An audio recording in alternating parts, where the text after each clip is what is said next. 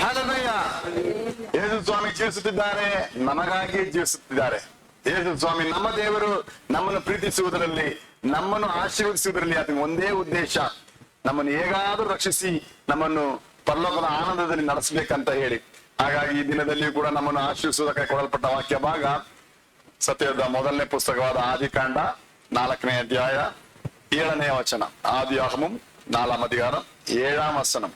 Genesis 4th chapter 7th verse, page number 5.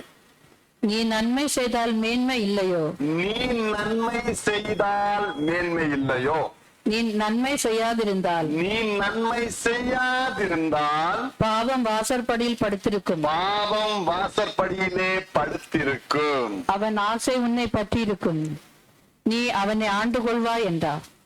தமிழ்ல அவன் போட்டிருக்க தப்பு, அதின் அதின் ஆசை பற்றிருக்கும், நீ அதனை ಆಂಡು ಕೊಳ್ಳುವಾಯ್.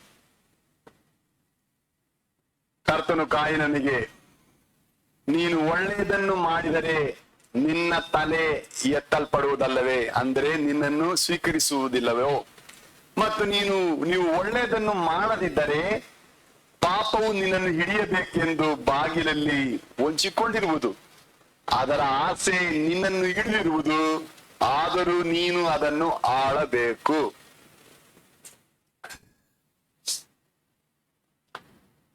ನಮ್ಮ ದೇವರು ಮಾತನಾಡುವ ದೇವರು.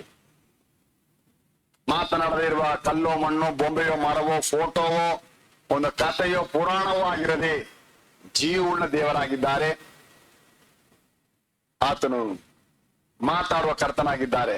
ಆದ್ರಿಂದಲೇ ದೇವರುಂಟು ಮಾಡಿದ ಸಕಲ ಸೃಷ್ಟಿಗಳಲ್ಲಿ ಮನುಷ್ಯನಿಗೆ ಮಾತ್ರವೇ ಮಾತಾಡುವುದಕ್ಕೆ ಅವಕಾಶ, ಬೇರೆ ಯಾವ ಪ್ರಾಣಿಗೂ ಮಾತಾಡುವುದಕ್ಕೆ ಅವಕಾಶವಿಲ್ಲ.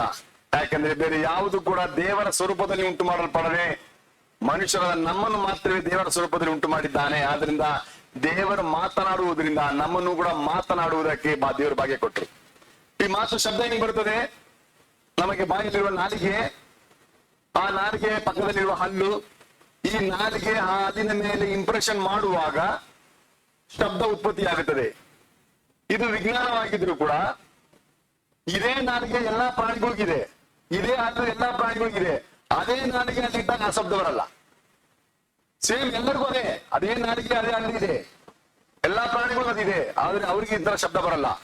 ಮನುಷ್ಯನಿಗೆ ಮಾತ್ರವೇ, ಯಾಕಂದ್ರೆ ಮನುಷ್ಯನು ಮಾತ್ರವೇ ದೇವರ ಸ್ವರೂಪದಲ್ಲಿ ಉಂಟು ಮಾಡಲ್ಪಟ್ಟವನಾಗಿ ದೇವರು ಮಾತನಾಡುವನಾದ್ರಿಂದ ನಿನಗೂ ನನಗೂ ಮಾತಾಡಿರುವನ್ನು ಕುಡಿದ್ದಾರೆ. ಆದ್ರಿಂದ ಈ ದೇವರು ಮಾತನಾಡುವುದನ್ನು ಎಲ್ಲಿ ನೋಡ್ತೀವಿ? ದೇವರು ಈ ಭೂಮಿಯಲ್ಲಿ ಒಂದು ಫ್ಯಾಮಿಲಿಯನ್ನು ಏರ್ಪಡಿಸಿದರು, ಮೊದಲ ಕುಟುಂಬ, ಅದೇ ಆದಾಮ ಅವರು. ಅವರ ಸಂಗಡ ಮಾತಾಡಿದರು. ಆಮೇಲೆ ಅವರಿಗೆ ಒಂದು ಗಂಡು ಮಗು ಹುಟ್ಟಿತ್ತು, ಇನ್ನೊಂದು ಮಗು ಹುಟ್ಟಿತ್ತು, ಕಾಯಿನನು ಆಯಬೆರ ನಂಬ 2 ಮಕ್ಕಳು. ಸೊ ಈ ದೇವರು ಎಷ್ಟು ಮನಸ್ಸುಳ್ಳವರಾಗಿದ್ದಾರೆ. ಅವ್ರ ತಂದೆ ತಾಯಿ ಹತ್ರ ಮಾತ್ರ ಮಾತಾಡಿ ಬಿಟ್ಬಿಟ್ರೆ, ಅವರ ಮಕ್ಕಳು ಯಾರಾದ್ರೂ ಸಪ್ಪಗಿದ್ಬಿಟ್ರೆ, ಸಂತೋಷ ಪಡದೆ ಇದ್ಬಿಟ್ರೆ, ಮುಖನ ಊದಿಸ್ಕೊಂಡು ಕುತ್ಕೊಂಡಿದ್ರೆ, ಯಾಕೆ ಏನಾಯ್ತು ಏನ್ ವಿಷಯ ಅಂತ ಹೇಳಿ ದೇವರು ಕಾಯಿನನ್ನು ಕರೆದು ಅವನ ಹತ್ರ ಮಾತಾಡಿದ್ರು. ಅವನು ದೇವರ ಹತ್ರ ಮಾತಾಡಕ್ಕೆ ಇಷ್ಟಪಟ್ಟಿಲ್ಲ, ದೇವರ ಮಾತನ್ನು ಕೇಳುವುದಕ್ಕೆ ಅವನಿಗೆ ಇದೇ ತೋರಿಸಲಿಲ್ಲ, ದೇವರ ಚಿತ್ತ ಮಾಡುವನಾಗಿರ್ಲಿಲ್ಲ. ಆದರೂ ಕೂಡ ದೇವರು ಕಾಯಿನನ್ನು ಕರೆದು, ನೀನು ಒಳ್ಳೆಯದನ್ನು ಮಾಡಿದರೆ ನಿನ್ನ ತಲೆ ಎತ್ತಲ್ಪಡುವುದಲ್ಲವೇ, ಅಂದ್ರೆ ನೀನು ಸ್ವೀಕರಿಸುವುದಲ್ಲವೇ, ಮತ್ತು ನೀನು ಒಳ್ಳೆಯದನ್ನು ಮಾಡದಿದ್ದರೆ ಪಾಪವು ನಿನ್ನನ್ನು ಹಿಡಿಯಬೇಕೆಂದು ಬಾಗಿಲಲ್ಲಿ ಹೊಂಚಿಕೊಂಡಿರುವುದು, ಅದರ ಆಸೆ ನಿನ್ನನ್ನು ಹಿಡಿದಿರುವುದು, ಆದರೂ ನೀನು ಅದನ್ನು ಆಳಬೇಕು ಎಂದು ಹೇಳಿ ಕಾಯಿನನಿಗೆ ದೇವರು ಮಾತಾಡಿರು, ಬುದ್ಧಿ ಹೇಳಿಕೊಟ್ರು. ದೇವರು ಬುದ್ಧಿ ಹೇಳಿಕೊಟ್ರು. ನಾವ್ ಯಾರಾದ್ರೂ ಬುದ್ಧಿ ಹೇಳ್ಕೊಟ್ರೆ ಏನ್ ಮಾಡ್ತೀವಿ?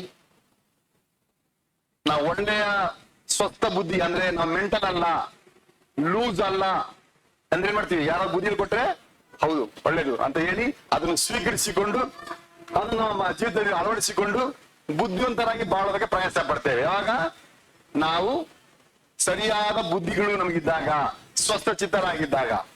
ಒಬ್ಬರಿಗೆ ಬುದ್ಧಿ ಹೇಳಿಕೊಟ್ಟು ಎಷ್ಟು ಸಲ ಹೇಳಿಕೊಂಡ್ರು ಅವ್ರನ್ನ ಕಿವಿಗೆ ಹಾಕೊಳ್ಳೋದಿಲ್ಲ, ಅವ್ರು ಮಾಡುವುದನ್ನೇ ಮಾಡ್ತಾರಂತ ಹೇಳಿದ್ರೆ ಅದರ ಅರ್ಥ ಏನು? ಅವನು ನಾರ್ಮಲ್ ವ್ಯಕ್ತಿ ಅಲ್ಲ, ಅವನು ಅಬ್ನಾರ್ಮಲ್, ಸ್ವಸ್ಥ ಚಿತ್ತನಲ್ಲ, ಸ್ವಲ್ಪ ಸಮಸ್ಯೆ ಇದೆ ಅಂತ ತಿಳ್ಕೊಳ್ತೀವಿ. ಇದು ಎಲ್ಲ ಮನುಷ್ಯರಿಗ ಹೌದು, ಎಲ್ಲಾ ಮನುಷ್ಯರ ಸ್ಥಿತಿ. ಎಲ್ಲರಿಗೂ ಬುದ್ಧಿಯನ್ನು ಕೊಡುವಾಗ, ದೇವರ ಮಾತನ್ನು ಕೇಳುವಾಗ ದೇವರು ಒಳ್ಳೆಯವನು. ಏನಂತ ಹೇಳ್ತೀವಿ? ಕರ್ತನ ಯೇಸು ಕ್ರಿಸ್ತನು ಒಳ್ಳೆಯವನು, ಆತನ ಕೃಪೆ ಶಾಶ್ವತವಾಗಿದೆ. ಆತನು ಒಳ್ಳೆಯವನೇ. ಆತನ ಹೇಳಿಕೊಳ್ಳುವ ಬುದ್ಧಿವಾದ ತುಂಬಾ ಒಳ್ಳೆಯದೇ. ಆತನ ನಮಗೆ ಬುದ್ಧಿಯನ್ನು ಕೊಟ್ಟಾಗ ಅದನ್ನ ಕೈಗೊಂಡ್ರೆ ನೀನು ಬುದ್ಧಿವಂತನು. ಎಲ್ಲಾ ದಿನವೂ ಎಲ್ಲಾ ವಾರವೂ ಕರ್ತನಿಗೆ ಬುದ್ಧಿಯನ್ನು ಕೊಡ್ತಾರೆ. ನೀನು ಬುದ್ಧಿವಂತನ ಅದೇ ಮಾಡ್ತೀಯ, ಅದನ್ನು ಸ್ವೀಕರಿಸಿಕೊಂಡು ಅದನ್ನು ಅಳವಡಿಸ್ಕೊಳ್ತೀಯ. ದೇವರಿಗೆ ಹೇಳಿದ್ದನ್ನು ಕೇಳಿ ಕೇಳಿ ಕೇಳಿ ಬಿಡುವನಾದ್ರೆ ನೀನು ಅದನ್ನು ಪ್ರೂವ್ ಮಾಡ್ತೀಯ. ಅದಕ್ಕೆ ಉದಾಹರಣೆಗೆ ಕಾಯಿನನು. ದೇವರು ಇಷ್ಟೆಲ್ಲ ಬುದ್ಧಿ ಹೇಳಿದ್ರು, ನೋಡಪ್ಪ ನೀನು ಮಹಿಮೆಯಾಗಿರ್ಬೇಕು, ನೀನು ಒಳ್ಳೇದನ್ನು ಮಾಡ್ಬೇಕು, ನೀನು ಒಳ್ಳೇದು ಮಾಡಿದ್ರೆ ನಿಂಗೆ ಒಳ್ಳೇದಾಗುತ್ತದೆ. ನೀನು ಒಳ್ಳೇದು ಮಾಡಿಲ್ಲ ಅಂದ್ರೆ ಪಾಪ ಒಂದು ನಿನ್ನನ್ನು ಹಿಡಿಯೋದಕ್ಕೆ ಕಾಯ್ತಾ ಇರ್ತದೆ. ಆದ್ರಿಂದ ಅದು ನೀನು ಗೆಲ್ಲಕ್ಕೆ ಪ್ರಯತ್ನ ಪಡ್ತಿರ್ತದೆ. ಅದನ್ನ ನೀನು ಹೇಗಾದ್ರೂ ಅದನ್ನು ಗೆದ್ದು ಬಿಡ್ಬೇಕು ಅಂತ ಅಷ್ಟು ಬುದ್ಧಿ ಹೇಳಿದ ಮೇಲೆ ಅವನು ಸ್ವಸ್ಥತೆ ಏನ್ ಮಾಡ್ಬೇಕು? 7ನೇ ವಚನದಲ್ಲಿ ದೇವರು ಬುದ್ಧಿ ಹೇಳ್ತಾರೆ. 8ನೇ ವಚನದಲ್ಲಿ ಅವನ ಮನೆಗೆ ಹೋಗಿ ಅವನ ತಮ್ಮನ್ನ ಕೊಲೆ ಮಾಡ್ತಾನೆ. ದೇವರು ಅವಾಗ ಬುದ್ಧಿ ಹೇಳ್ಕೊಟ್ಟಿದ್ದಾರೆ. ಮನೆಗೆ ಹೋಗಿ ಉದ್ಧಾರ ಆಗಲಿಲ್ಲ, ಅವನು ದೇವರ ಚಿತ್ತ ಮಾಡಲಿಲ್ಲ. ಅದಕ್ಕೆ ಬರಂಗೆ ಮಾಡ್ತಾನೆ, ತಮ್ಮನನ್ನು ಕೊಲೆ ಮಾಡಿಬಿಟ್ಟು ಬಚ್ಚಿಕೊಳ್ಳುತ್ತಾನೆ. 7ನೇ ವಚನದಲ್ಲಿ ದೇವರ ಬುದ್ಧಿವಾದ, 8ನೇ ವರ್ಷದಲ್ಲಿ ಅವನು ಕೊಲೆಗಾರನಾಗ್ತಾನೆ. ಇದೇನು ಸೂಚಿಸುತ್ತದೆ? ಈ ಭೂಮಿಯಲ್ಲಿ ಮನುಷ್ಯರು ದೇವರ ವಾಕ್ಯವನ್ನು ತುಂಬಾ ಚೆನ್ನಾಗಿ ಕೇಳ್ತಾರೆ.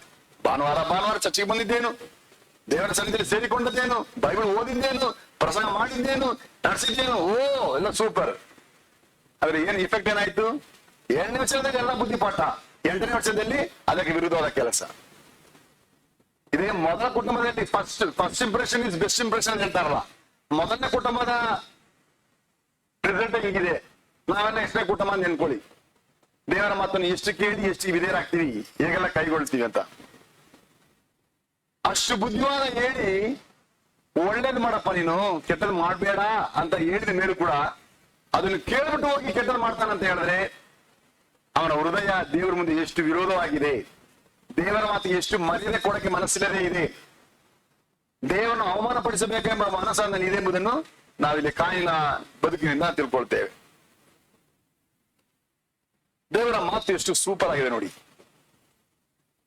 ದೇವರು ಹೇಳಿದ್ದಾರೆ, ನೋಡಿರಿ ನಮಗೆ ಈ ಲೋಕದಲ್ಲಿ ಶೋಧನೆ ಉಂಟು. ಯೇಸು ಸ್ವಾಮಿ ಭೂಮಿಯಲ್ಲಿ ಬಂದಾಗ ಆತನಿಗೆ ಶೋಧನೆ ಉಂಟಾಯ್ತು. ಆದ್ರೆ ಹೇಳಿದ್ರು, ನಾನು ಈ ಲೋಕವನ್ನು ಜಯಿಸಿದ್ದೇನೆ. ಈ ಲೋಕ ನನ್ನನ್ನು ಜಯಿಸ್ಬಿಟ್ಟಿಲ್ಲ, ನಾನು ಈ ಲೋಕವನ್ನು ಜಯಿಸಿದ್ದೇನೆ. ಆದ್ರಿಂದ ನಿಮಗೂ ಶೋಧನೆಗಳು ಬರುತ್ತದೆ. ಈ ಲೋಕ ನಿಮ್ಮನ್ನು ಜಯಿಸುವುದಕ್ಕೆ ಅವಕಾಶ ಕೊಡದೆ ನೀವು ಆ ಶೋಧನೆಯನ್ನು ಜಯಿಸ್ಬಿಡ್ಬೇಕು. ಹಾಗೆ ಮಾಡಿದ್ರೆ ನೀವು ನನ್ನ ಮಕ್ಕಳು, ನಾನ್ ನಿಮ್ಮ ದೇವರು ಅಂತ ಪ್ರೂವ್ ಆಗುತ್ತದೆ. ಇದನ್ನು 1ನೇ ಶತಮಾನದಲ್ಲಿ ಮಾತ್ರ ಹೇಳಲಿಲ್ಲ, ಮನುಷ್ಯನ ಉತ್ಪತ್ತಿಯಾದ ಮೊದಲ ದಿನದಿಂದ ಹೇಳಿದರು. ಮನುಷ್ಯನು ಉಂಟು ಮಾಡಿದಾಗ ಆದಾಮ ಅವರನ್ನ ಕರೆದು, ನೋಡಿರಿ ಈ ಭೂಮಿಯನ್ನು ನಿಮಗೆ ಕೊಡ್ತೇನೆ, ಈ ಭೂಮಿಯಲ್ಲಿ ಏನೆಲ್ಲ ಇದೆಯೋ ಅದೆಲ್ಲವನ್ನು ಕೂಡ ನೀವು ಆಳ್ವಿಕೆ ಮಾಡ್ರಿ. ನೋಡಿ ಸಮುದ್ರದಲ್ಲಿ ಏನೆಲ್ಲ ಇದೆಯೋ, ಏನೆಲ್ಲ ಇದೆ ಅದೆಲ್ಲ ನಿಮ್ಮ ಕೈ ಕೊಡ್ತೀನಿ, ಅದೆಲ್ಲವನ್ನು ಆಳ್ವಿಕೆ ಮಾಡ್ರಿ. ನೋಡ್ರಿ ಆಕಾಶವನ್ನು ನೋಡ್ರಿ, ಏನೆಲ್ಲ ಪಕ್ಷಿಗಳು ಏನೆಲ್ಲ ಆಡ್ತಾ ಇದೆ, ಏನೆಲ್ಲ ಇದೆ ಅದೆಲ್ಲವನ್ನು ಆಳ್ವಿಕೆ ಮಾಡ್ರಿ. ಎಲ್ಲಕ್ಕೂ ನೀವೇ ರೂಲ್ ಮಾಡ್ರಿ, ಎಲ್ಲವೂ ನಿಮ್ಮ ಹತೋಟಿ ಇರ್ಲಿ, ನೀವ್ ಹೇಳಿದಂತೆ ಎಲ್ಲವೂ ನಡೆಯುವುದಕ್ಕೆ ಇದನ್ನೆಲ್ಲ ಗೆದ್ದುಕೊಳ್ಳಿರಿ ಅಂತ ಹೇಳಿ ಮೊದಲ ತಂದೆ ತಾಯಿಗಳಾದ ಆದಾಮ ಅವರಿಗೆ ದೇವರು ಬುದ್ಧಿಯನ್ನು ಕೊಟ್ಟರು. ಅದು ಹೇಳಿದ ಕೆಲವೇ ದಿನಗಳಲ್ಲಿಯೇ ಅವರ ಮಗನಾದ ಕಾಯಿನನ ಹತ್ರ ಮಾತಾಡ್ತಾರೆ. ಇಲ್ಲಿ ಅವರ ಹತ್ರ ಹೋಗಿ ದೇವರ ಸೃಷ್ಟಿಯನ್ನೆಲ್ಲ ವಶಪಡಿಸಿಕೊಳ್ಳಿ ಅಂತ ಬುದ್ಧಿಯಿಂದ ದೇವರು ಕಾಯಿನನ ಹತ್ರ ಸ್ವಲ್ಪ ಸ್ಪೆಷಲ್ ಆಗಿ ಇನ್ನೊಂದು ವಿಷಯ ಹೇಳಿದ್ರು. ಏನಂತ ಹೇಳ್ತಾರೆ?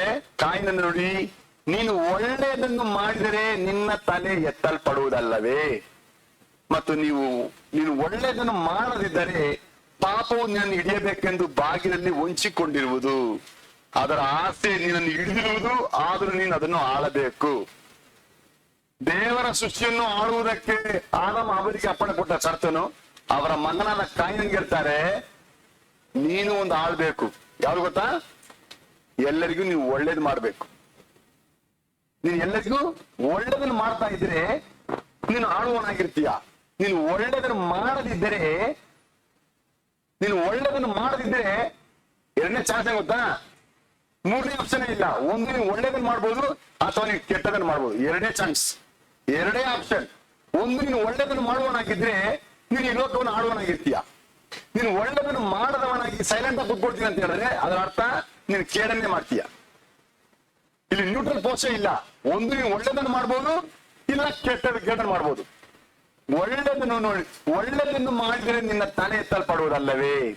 ನೀನು ಒಳ್ಳೆಯದನ್ನು ಮಾಡದಿದ್ದರೆ, ಯಾರೆಲ್ಲ ಒಳ್ಳೆಯದನ್ನು ಮಾಡಲ್ವೋ ಅವನ ಬಳಿಯಲ್ಲಿ ಪಾಪವು ನಿನ್ನನ್ನು ಹಿಡಿಯಬೇಕೆಂದು ಅವನ ಬಾಗಿಲಲ್ಲೇ ಹೊಂಚಿಕೊಂಡಿರುವುದು. ಯಾರೆಲ್ಲ ಒಳ್ಳೇದ್ ಮಾಡ್ಬಿಡ್ತಾರೆ ಅವನ ಬಾಗಿಲ ಹೃದಯದ ಭಾಗದಲ್ಲಿ ಸೈತಾನ ಬಂದು ಪಾಪವನ್ನು ಬಿತ್ತಲ್ಲ, ಪಾಪವನ್ನು ಹಿಡಿಯೋದಕ್ಕೆ ಕಾರ್ಯ ಮಾಡಲ್ಲ. ಯಾರೆಲ್ಲ ಒಳ್ಳೇದ್ ಮಾಡಲ್ಲ, ಇಲ್ಲ ನಾನು ಒಳ್ಳೇದು ಮಾಡಲ್ಲ ಕೆಟ್ಟದ್ದು ಮಾಡಲ್ಲ ಅಂದ್ರೆ ನೀನು ಕೆಟ್ಟದೇ ಮಾಡ್ತಾ ಇದೀಯ. ಒಳ್ಳೇದನ್ನು ಮಾಡ್ಬೋದು ಅಥವಾ ಕೆಟ್ಟ, ಎರಡೇ ಆಪ್ಷನ್. ನೀನು ಒಳ್ಳೇದನ್ನು ಮಾಡೋದಿಲ್ಲ, ನೀನು ಸೈಲೆಂಟ್ ಆಗಿ ಇದೆಯಾ ಅಂತ ಹೇಳಿದ್ರೆ ನೀನು ಕೆಟ್ಟದನ್ನೇ ಮಾಡ್ತಾ ಇದೀಯಾ ತಿಳ್ಕೊ. ಒಳ್ಳೇದನ್ನು ಮಾಡಿದ್ರೆ ಆ ಪಾಪವನ್ನು ನೀನು ಆಳೋಕೆ ಮಾಡ್ತೀಯ. ನೀನು ಒಳ್ಳೇದನ್ನು ಮಾಡೋದಿಲ್ಲ ಅಂದ್ರೆ ನಿನ್ನನ್ನು ಹಿಡಿಯುವಂತೆ, ನಿನ್ನ ಅರಸು ಮಾಡುವಂತೆ ಪಾಪವು ನಿನ್ನ ಮನೆ ಬಾಗಿಲಲ್ಲೇ ನಿಂತ್ಕೊಂಡು ವೈಟ್ ಮಾಡ್ತಾ ಇರ್ತದೆ. ಹೇಗೆ ಮಾಡ್ತದೆ? ಆ ಪಾಪದ ಆಸೆಯನ್ನು ನಿನ್ನ ಮೇಲೆ ಬಿತ್ತಿಸಿ ಆ ಪಾಪದ ಆಸೆಯನ್ನು ನೀನೇ ಕೈಗೊಳ್ಳುವಂತೆ, ಅದಕ್ಕೆ ನೀನು ವಿಧಿಯಾಗಿ ಹೋಗುವಂತೆ ಮಾಡ್ಬಿಡ್ತದೆ. ಆದ್ರೆ ನೀನು ಒಳ್ಳೆಯದನ್ನು ಮಾಡುವಂತಾಗಿದ್ಬಿಟ್ರೆ ಈ ಆಸೆಯು ನಿನ್ನ ಮುಂದೆ ಸೋತು ಹೋಗಿ ಕೊನೆಗೆ ನೀನು ಆ ಪಾಪವನ್ನೇ ಆಳುವನಾಗಿರುತ್ತಿ. ಆದಾಮ ಅವರಿಗೆ ದೇವರ ಶಿಷ್ಯನನ್ನ ಆಳುವುದಕ್ಕೆ ಕರ ದೇವರು ಅವರ ಮಗನಾದ ಕಾಯಿನನಿಗೆ ಒಳ್ಳೆಯದನ್ನು ಮಾಡು, ಒಳ್ಳೆಯದನ್ನು ಮಾಡಲಿಲ್ಲ ಅಂದ್ರೆ ಪಾಪ ನಿನ್ನ ಮನೆ ಮುಂದೆ ಕಾದಿರ್ತದೆ, ಅದು ನೀನು ಹಿಡಿಯುವುದಕ್ಕಾಗಿ ವೇಟ್ ಮಾಡಿರ್ತದೆ, ಅದರ ಆಸೆ ನಿನ್ನನ್ನು ಹಿಡ್ಕೊಂಡಿರ್ತದೆ. ನೀನು ಅದನ್ನು ಆಳುವುದಕ್ಕೆ ಕಲ್ತ್ಕೊಳ್ಳಿಲ್ಲ ಅಂದ್ರೆ ನೀನು ಮೋಸ ಮಾಡ್ಕೊಳ್ತೀಯ. ಅದರಲ್ಲಿ ಎರಡೇ ಆಪ್ಷನ್. ನೀನು ಒಳ್ಳೆಯದನ್ನು ಮಾಡಿದ್ರೆ ನಿನ್ನ ತಲೆ ಎತ್ತಲ್ಪಡ್ತದೆ, ನೀನು ಒಳ್ಳೆಯದನ್ನು ಮಾಡಿಲ್ಲ ಅಂದ್ರೆ ನಿನ್ನ ತಲೆ ಅವಮಾನದಿಂದ ಯಾವಾಗಲೂ ಬಾಗಿ ಬಚ್ಚಿಕೊಂಡಿರ್ತದೆ. ಮುಖವನ್ನು ನೋಡೋಕೆ ಧೈರ್ಯವಿಲ್ಲದೆ ಯಾವಾಗಲೂ ಭೂಮಿ ನೋಡ್ಕೊಂಡಿರ್ತೀಯ. ಕೋಳಿ ಹೆಂಗೆ ನೋಡಿರ್ತದೆ, ಕೋಳಿ ಹೆಂಗಿರ್ತದೆ, ಯಾವಾಗಲೂ ತಲೆ ಹೆಂಗಿರ್ತದೆ, ಹಂದಿ ಹೆಂಗಿರುತ್ತೆ, ಹೆಂಗಿಲ್ಲ, ಎಲ್ಲಂಗೆ. ಮನುಷ್ಯ ಮಾತ್ರವೇ ನೇರ ಮಾತಾಡಕ್ಕೆ ನೊಂದ್ಕೊಳಕಿದ್ದವನು. ನಿನ್ನ ತಲೆ ಯಾವಾಗಲೂ ಎತ್ತಲ್ಪಟ್ಟಿರ್ಬೇಕು, ಮಹಿಮೆಯಾಗಿರ್ಬೇಕು. ಅದಕ್ಕೆ ಒಂದೇ ಕಂಡೀಷನ್ ಏನು? ನೀನು ಒಳ್ಳೆಯದನ್ನು ಮಾಡುವವನಾಗಿರಬೇಕು. ಒಳ್ಳೆಯದನ್ನು ಮಾಡುವವನಾಗಿದ್ರೆ ಎಲ್ಲಿಯೂ ನಿನ್ನ ತಲೆ ಅವಮಾನದಿಂದ ಕೆಳಗೆ ಇರೋಲ್ಲ, ನಿನ್ನ ತಲೆ ಎತ್ತಲ್ಪಟ್ಟಿರುತ್ತದೆ. ಒಳ್ಳೆಯದನ್ನು ಮಾಡುವುದಕ್ಕೆ ನೀವು ಮನಸ್ಸಿಲ್ಲದೆ ಹೋದ್ರೆ ಅದರ ಅರ್ಥ ನೀನು ಕೆಟ್ಟದನ್ನೇ ಮಾಡ್ತಾ ಇದೀಯಾ. ಆದ್ರಿಂದ ಅವಮಾನದಿಂದ ನಿನ್ನ ತಲೆ ಬೊಗ್ಗಲ್ಪಟ್ಟಿರ್ತದೆ. ಬರೀ ತಲೆ ಬೊಗ್ಗಿದ ಮಾತ್ರ ಮುಗಿದೋಗಲ್ಲ, ಯಾರ್ಯಾರ ತಲೆ ಬೊಗ್ಗಲ್ಪಟ್ಟಿರ್ತದೋ ಅವನ ಹೃದಯದ ಬಾಗಿಲಲ್ಲಿ ಪಾಪ ಬೀಟ್ ಮಾಡ್ತಾ ಇರ್ತದೆ. ಅವನನ್ನು ಈ ಪಾಪ ಗೆದ್ದುಕೊಳ್ಳುವಂತೆ, ಅವನನ್ನು ಸಂಪೂರ್ಣವಾಗಿ ನಾಶ ಮಾಡುವಂತೆ ಕಾರ್ಯ ಮಾಡ್ತದೆ. ಕೊನೆಗೆ ಆ ಪಾಪಕ್ಕೆ ದಾಸನಾಗಿ ಹೋಗ್ಬಿಡ್ತಾನೆ. ಒಳ್ಳೆಯದನ್ನು ಮಾಡುವ ನಾವೆಲ್ಲರೂ ಕೂಡ ಯೇಸು ಕ್ರಿಸ್ತನ ದಾಸರಾಗುವುದಕ್ಕೆ ಕರೆಯಲ್ಪಟ್ಟಿದ್ದೇವೆ. ಒಳ್ಳೆಯದನ್ನು ಮಾಡಿದ ಪ್ರತಿಯೊಬ್ಬರು ಪಾಪಕ್ಕೆ ದಾಸರಾಗುವುದಕ್ಕೆ ಕರೆಯಲ್ಪಟ್ಟಿದ್ದಾರೆ. ಆದ್ರೆ ಇನ್ನು ಮುಂದೆ ಎರಡೇ ಆಪ್ಷನ್. ಒಂದು, ಒಳ್ಳೆಯದನ್ನು ಮಾಡು, ಇಲ್ಲ ಕೆಟ್ಟದನ್ನು ಮಾಡು, ಎರಡೇ. ಮೂರನೇ ಆಪ್ಷನ್ ಇಲ್ಲ. ನೀನು ಒಳ್ಳೆಯದನ್ನು ಮಾಡುವವನಾದ್ರೆ ನಿನ್ನ ತಲೆ ಎತ್ತಲ್ಪಟ್ಟಿರ್ತದೆ, ಒಳ್ಳೆಯದನ್ನು ಮಾಡದಿದ್ರೆ ನಿನ್ನ ತಲೆ ಬೊಗ್ಗಿಸಲ್ಪಟ್ಟಿರ್ತದೆ. ಅದರ ಅರ್ಥ ಅವನ ಹೃದಯದ ಮುಂದೆ ಪಾಪವು ಹೊಂಚಿಕೊಂಡು ಅವನನ್ನು ಹೇಳ್ಕೊಂಡು ಹೋಗ್ತಾ ಇದೆ. ಅವನ ಅದರ ಹಿಂದೆ ಸರೆಂಡರ್ ಆಗ್ಬಿಟ್ಟಿದ್ದಾನೆ. ಆದ್ರಿಂದ ಪಾಪ ಅವನನ್ನು ಆಳ್ವಿಕೆ ಮಾಡ್ತದೆ. ಅವನು ಇನ್ನು ಮುಂದೆ ಯೇಸು ಸ್ವಾಮಿಗೆ ದಾಸನಲ್ಲ, ಅವನು ಪಾಪಕ್ಕೆ ದಾಸನೆಂದು ಅರ್ಥವಾಗ್ಬಿಡ್ತದೆ. ವಿಶ್ವಾಸಿಯೇ, ಹಾಗಾದ್ರೆ ಇರುವುದೇ ಎರಡನೇ ಆಪ್ಷನ್, ಮೂರನೇ ಆಪ್ಷನ್ ಇಲ್ಲ. ಒಂದು, ನೀವು ಒಳ್ಳೆದನ್ನು ಮಾಡ್ಬೋದು ಅಥವಾ ಕೆಟ್ಟದನ್ನು ಮಾಡ್ಬೋದು. ನಾವ್ ಯಾಕೆ ಒಳ್ಳೆದನ್ನು ಮಾಡ್ಬೇಕು? ನಮ್ಮ ದೇವರು, ನಮ್ಮ ತಂದೆ ಯೇಸು ಸ್ವಾಮಿ ಒಳ್ಳೆಯವನು, ಕರ್ತನ ಯೇಸು ಕ್ರಿಸ್ತನು ಒಳ್ಳೆಯವನು. ಆತನ ಕೃಪೆ ಶಾಶ್ವತವಾಗಿದೆ, ಎಲ್ಲಾ ಕಾಲದಲ್ಲಿ ಆತನ ಒಳ್ಳೆಯವನೇ. ಆತನ ಮಕ್ಕಳ ನಾವು ಕೂಡ ಒಳ್ಳೆಯದನ್ನು ಮಾಡುವಾಗಬೇಕು. ಎಲ್ಲದರಲ್ಲಿ ಒಳ್ಳೆಯದಾಗು. ನೀನೊಬ್ಬ ಗಂಡನಾಗಿದ್ರೆ ಒಳ್ಳೆಯ ಗಂಡನಾಗಿರ್ಬೇಕು. ನೀನು ತಂದೆಯಾಗಿದ್ರೆ ಒಳ್ಳೆಯ ತಂದೆಯಾಗಿರ್ಬೇಕು. ನೀನೊಂದು ಹೆಂಡತಿಯಾಗಿದ್ರೆ ಒಳ್ಳೆಯ ಹೆಂಡತಿಯಾಗಿರ್ಬೇಕು. ನೀನು ತಾಯಿಯಾಗಿದ್ರೆ ಒಳ್ಳೆಯ ತಾಯಿಯಾಗಿರ್ಬೇಕು. ನೀನು ಮಕ್ಕಳಾಗಿದ್ರೆ ಒಳ್ಳೆಯ ಮಕ್ಕಳಾಗಿರ್ಬೇಕು. ನೀನು ಅತ್ತೆಯಾಗಿದ್ರೆ ಒಳ್ಳೆಯ ಅತ್ತೆಯಾಗಿರ್ಬೇಕು. ನೀನು ಸೊಸೆಯಾಗಿದ್ರೆ ಒಳ್ಳೆಯ ಸೊಸೆಯಾಗಿರ್ಬೇಕು. ಇನ್ನು ಏನೆಲ್ಲ ಸಂಬಂಧಗಳಿದೆಯೋ ಇದೆಲ್ಲ ಒಳ್ಳೇದ್ ಮಾತ್ರವೇ. ನೀವು ಒಳ್ಳೆಯವರ, ನಿನ್ನ ಪ್ರಶ್ನೆಗೆ ನೀವು ಒಳ್ಳೆಯವರ ಕೇಳಿ. ಅವು ಅಂತ ಹೇಳಕ್ಕೆ ಸಾಧ್ಯವಾದ್ರೆ ಸ್ತೋತ್ರ.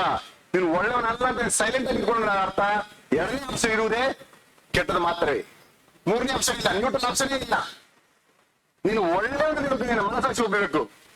ಒಳ್ಳೆಯದನ್ನು ಮಾಡುವವನಾಗಿದ್ರೆ ನೀನು ಎಲ್ಲಿಯೂ ತಲೆ ಎತ್ತಿ ನಡೆಯುವುದಕ್ಕೆ ದೇವರು ಕರೆದಿದ್ದಾರೆ. ಒಳ್ಳೆಯದನ್ನು ಮಾಡದಿದ್ರೆ ಮೌನವಾಗಿ ಉತ್ತರವಿಲ್ಲದೆ ನಿಂತುಕೊಳ್ಳುವುದಾದ್ರೆ ಅವರು ಪಾಪವು ಅವರ ಬಾಗಿಲಿಗೆ ಹಿಡಿದುಕೊಂಡು ಅವರನ್ನು ಅರೆಸ್ಟ್ ಮಾಡಿದೆ. ಅವರು ಪಾಪಕ್ಕೆ ದಾಸರಾಗಿ ಪಾಪವನ್ನು ಯಾವತ್ತೂ ಗೆದ್ದುಕೊಳ್ಳಕ್ಕೆ ಸಾಧ್ಯವಾಗದೆ ಪಾಪವೇ ಅವರ ಮೇಲೆ ಜಯ ಸಾಧಿಸುತ್ತಾ ಕೊನೆಯವರೆಗೆ ಅವರು ನರಕಕ್ಕೆ ಹೋಗುವುದಕ್ಕೆ ಒಪ್ಪಿಸಿಕೊಟ್ಬಿಡ್ತಾರೆ. ಇವರೆಲ್ಲ ಯಾರು? ದೇವರ ಮಕ್ಕಳು. ಆದಾಮನು ದೇವರ ಮಗ, ಅವನ ಹೆಂಡತಿ ಅವನ ಹೊಟ್ಟೆಗೆ ಹುಟ್ಟಿದ ಮಗ. ದೇವರ ಮಕ್ಕಳ ಜೀವಿತದಲ್ಲಿ ಇದರ ಮಾತು. ನೀನು ಬಂದು ಸಭೆಗೆ ಹೋಗುವುದರಿಂದ ನೀನು ಪರಿಶುದ್ಧನಾಗಿ ಬಿಡುವುದಿಲ್ಲ, ಬೈಬಲ್ ಓದುವುದರಿಂದ ಪರಿಶುದ್ಧನಾಗಿ ಬಿಡುವುದಿಲ್ಲ, ದೇವರ ಮಕ್ಕಳು ಮಾಡುವ ಅನೇಕ ಆಚರಣೆಗಳು ಮಾಡುವುದರಿಂದ ನೀನು ಪರಿಶುದ್ಧನಾಗಿ ಬಿಡುವುದಿಲ್ಲ. ನೀನು ಮಾಡುವುದು ಒಳ್ಳೇದಾಗಿರಬೇಕು.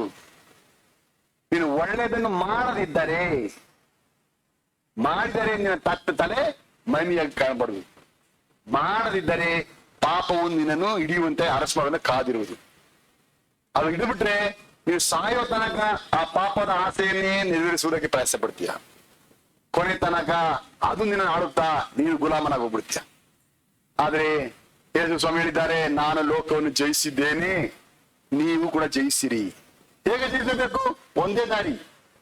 ನಿನ್ನ ಬದುಕಿನಲ್ಲಿ ಎಲ್ಲರಿಗೂ ಒಳ್ಳೇದನ್ನು ಮಾತ್ರ ಮಾಡು. ಎಲ್ಲರಿಗೂ ಒಳ್ಳೇದು ಮಾಡು.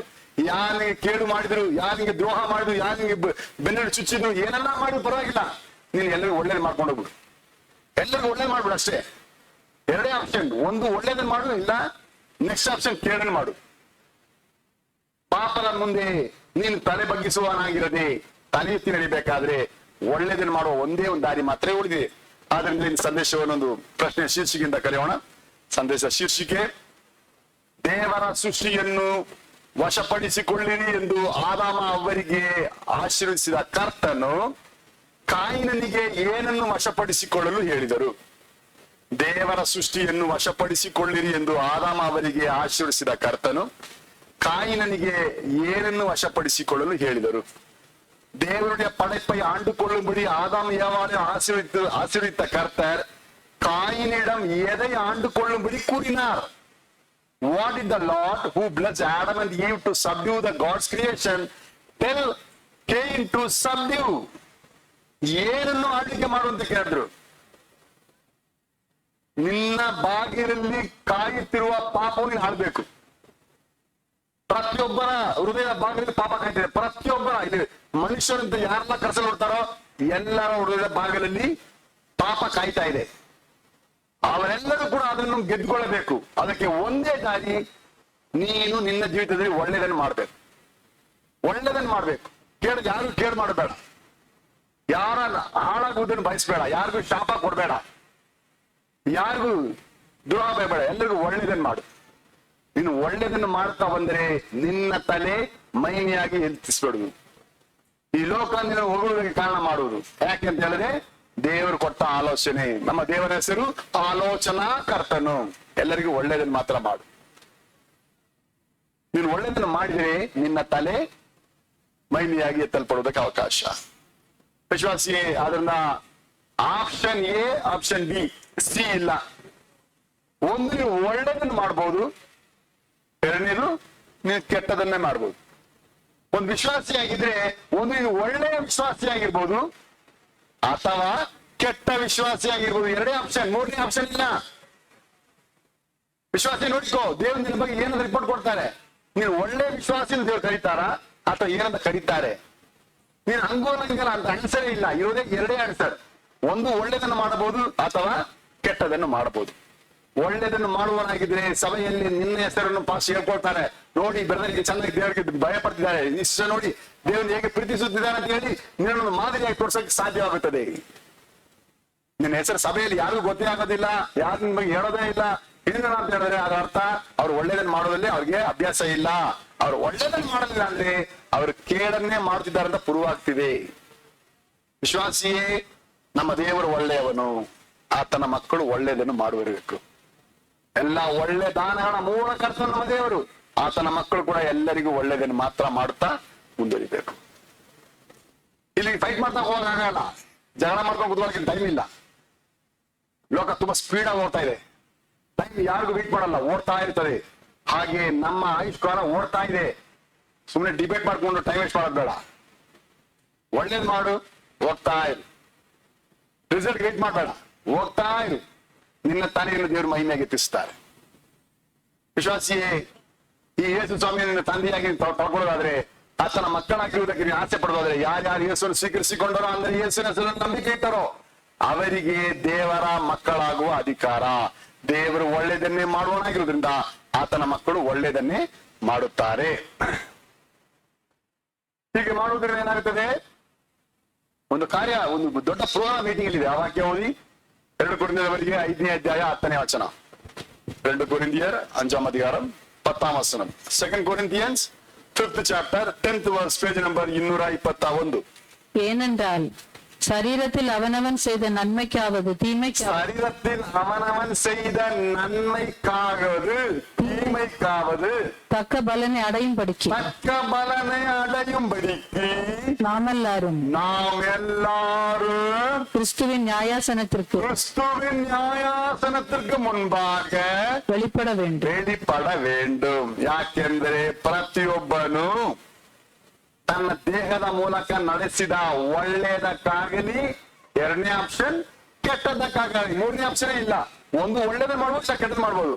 ಒಳ್ಳೆದಕ್ಕಾಗಲಿ ಕೆಟ್ಟದಕ್ಕಾಗಲಿ ಸರಿಯಾಗಿ ಪ್ರತಿಫಲವನ್ನು ಹೊಂದುವುದಕ್ಕೋಸ್ಕರ ನಾವೆಲ್ಲರೂ ಕ್ರಿಸ್ತನ ನ್ಯಾಯಾಸನದ ಮುಂದೆ ಯಥಾಸ್ಥಿತಿಯಲ್ಲಿ ಕಾಣಿಸಿಕೊಳ್ಳಬೇಕು.